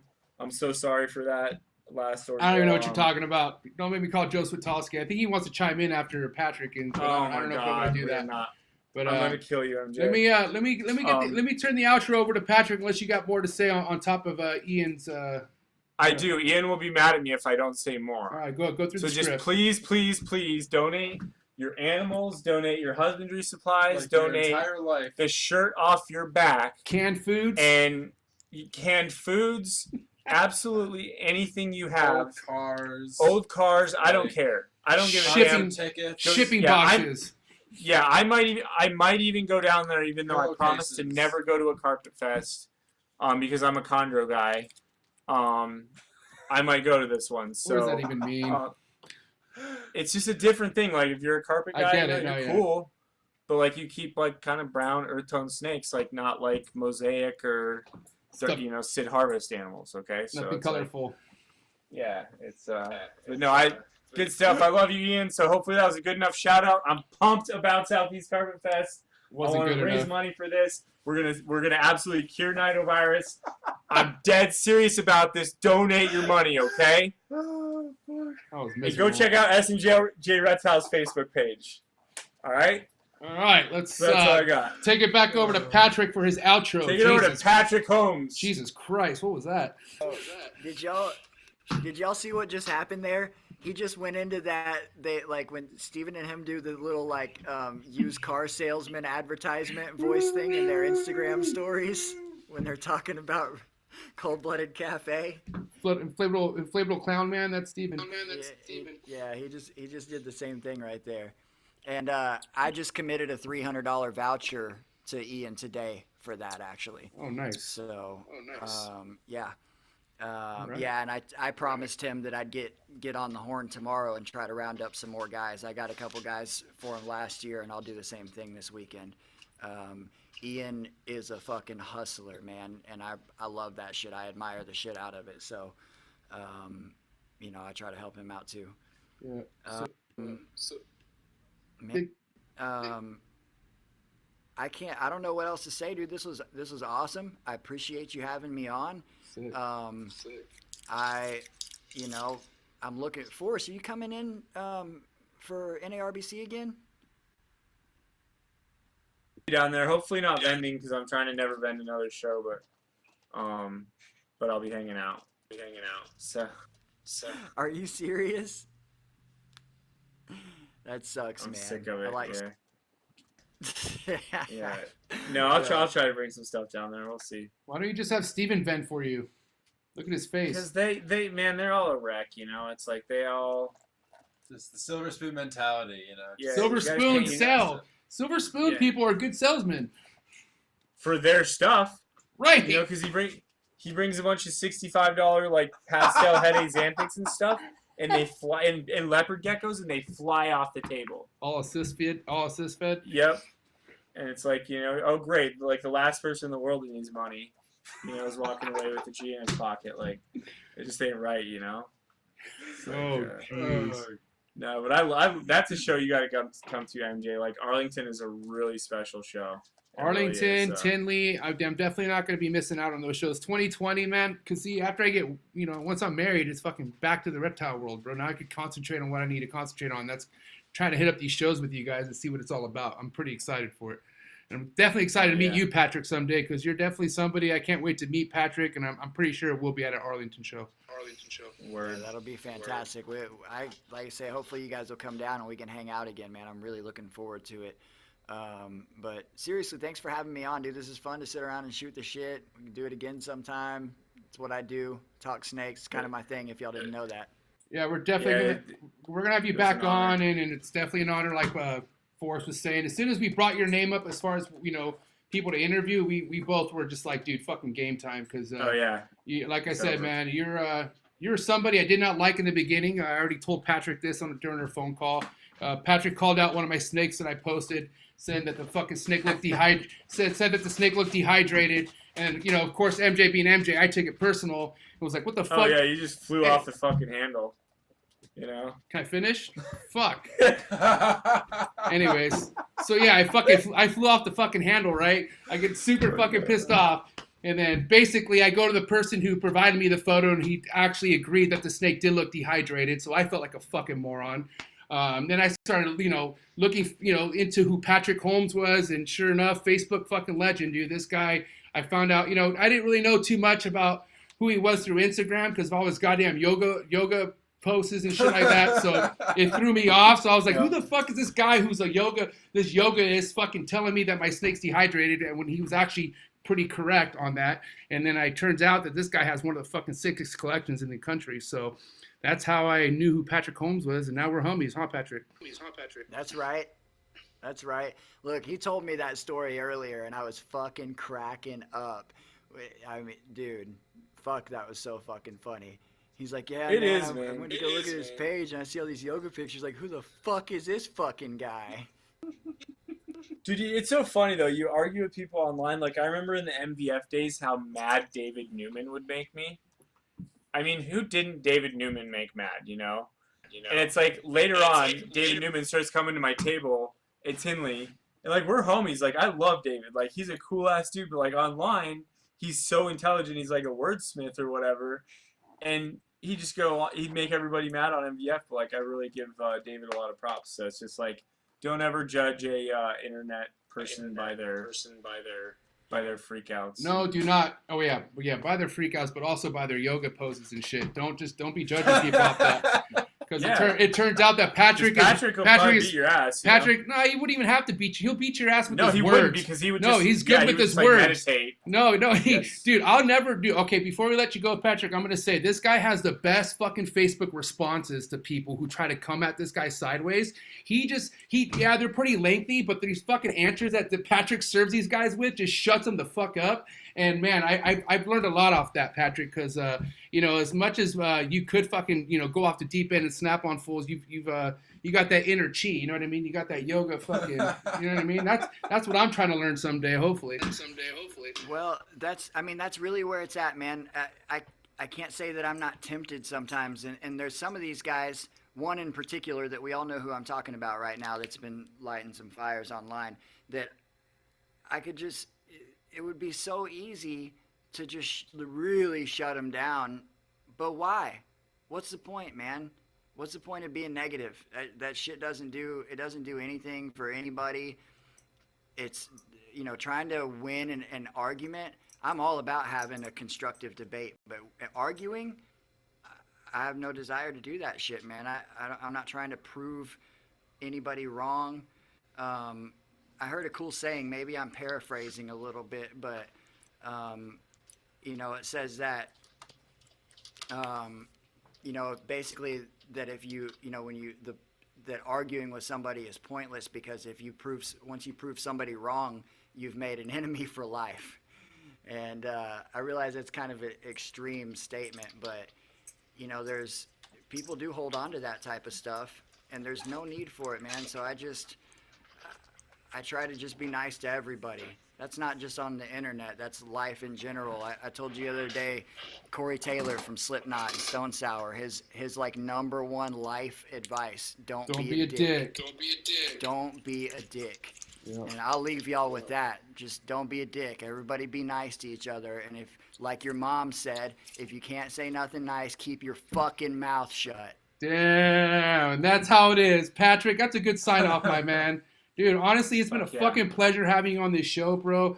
Sorry about the audio shit, but we'll figure that out next time you're on, because we are going to bring you on for a part 2. I feel like we fucking gained a lot from this. I'm sure the viewers did too as well. So great having you on the show, man. I appreciate your time. Make sure you guys follow Patrick on Instagram, GTP Patrick. I don't fucking have to tell you who he is on Facebook. Everybody knows who the hell he is on Facebook, but he definitely needs more clout out there on fucking Instagram, because his shit's amazing. He has a lot of stuff going on, and just can't wait. Just watch what this guy does in 2020 and the years moving forward, man. But thank you, Patrick. I appreciate your time. You have a wonderful night, man. God bless you, everything that. And I'm so glad where you're at right now, man. It's been really real, bro. Hey guys. I love you guys. I will see y'all soon. Oh, and to answer your question, I've got 16 females that I can pair up this season. So. It's the chondro world. No, you'll probably get 10 of them, 15 of them, but yeah, it's oh man, good luck breeding, Patrick. You're the man. You know what you're doing. In case you guys didn't know, $30 flat rate shipping anywhere in the United States. Coldbloodedcafe.com. Zoo Dreams, DCI Exotics. Silver Spoon Exotics. Yep, Silver Spoon Exotics, Stephen Kush. We're out of here, man. I can't really hear anything.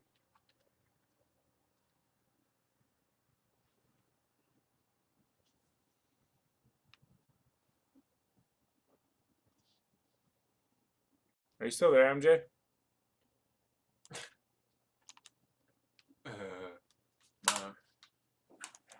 No. Maybe. Oh, there's Patrick. There you go. Can you hear me now?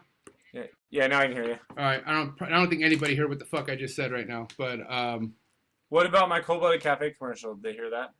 I don't know. I think that's what made me fucking zone out, to be honest. Oh, No, I'm just kidding. No, we heard it. But what I was gonna say is, before we let everybody go, is more importantly, guys, we're not on just YouTube anymore.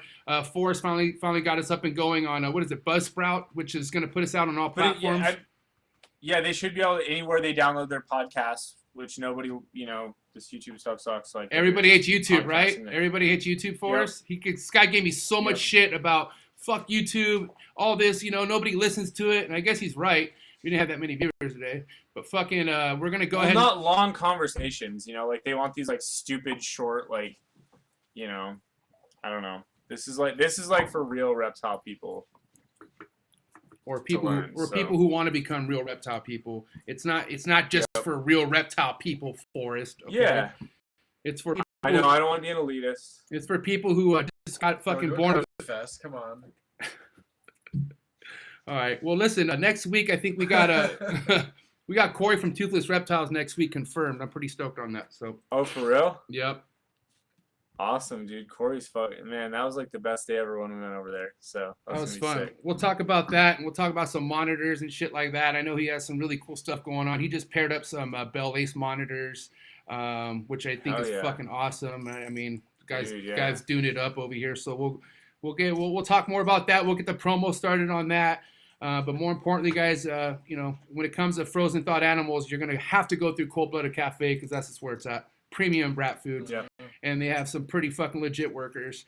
Okay, of a manager, born with the silver spoon. Anyways, we'll talk more about that. But it's been a good night, guys. Oh yeah, It's been good to be back. We'll be back here next Friday.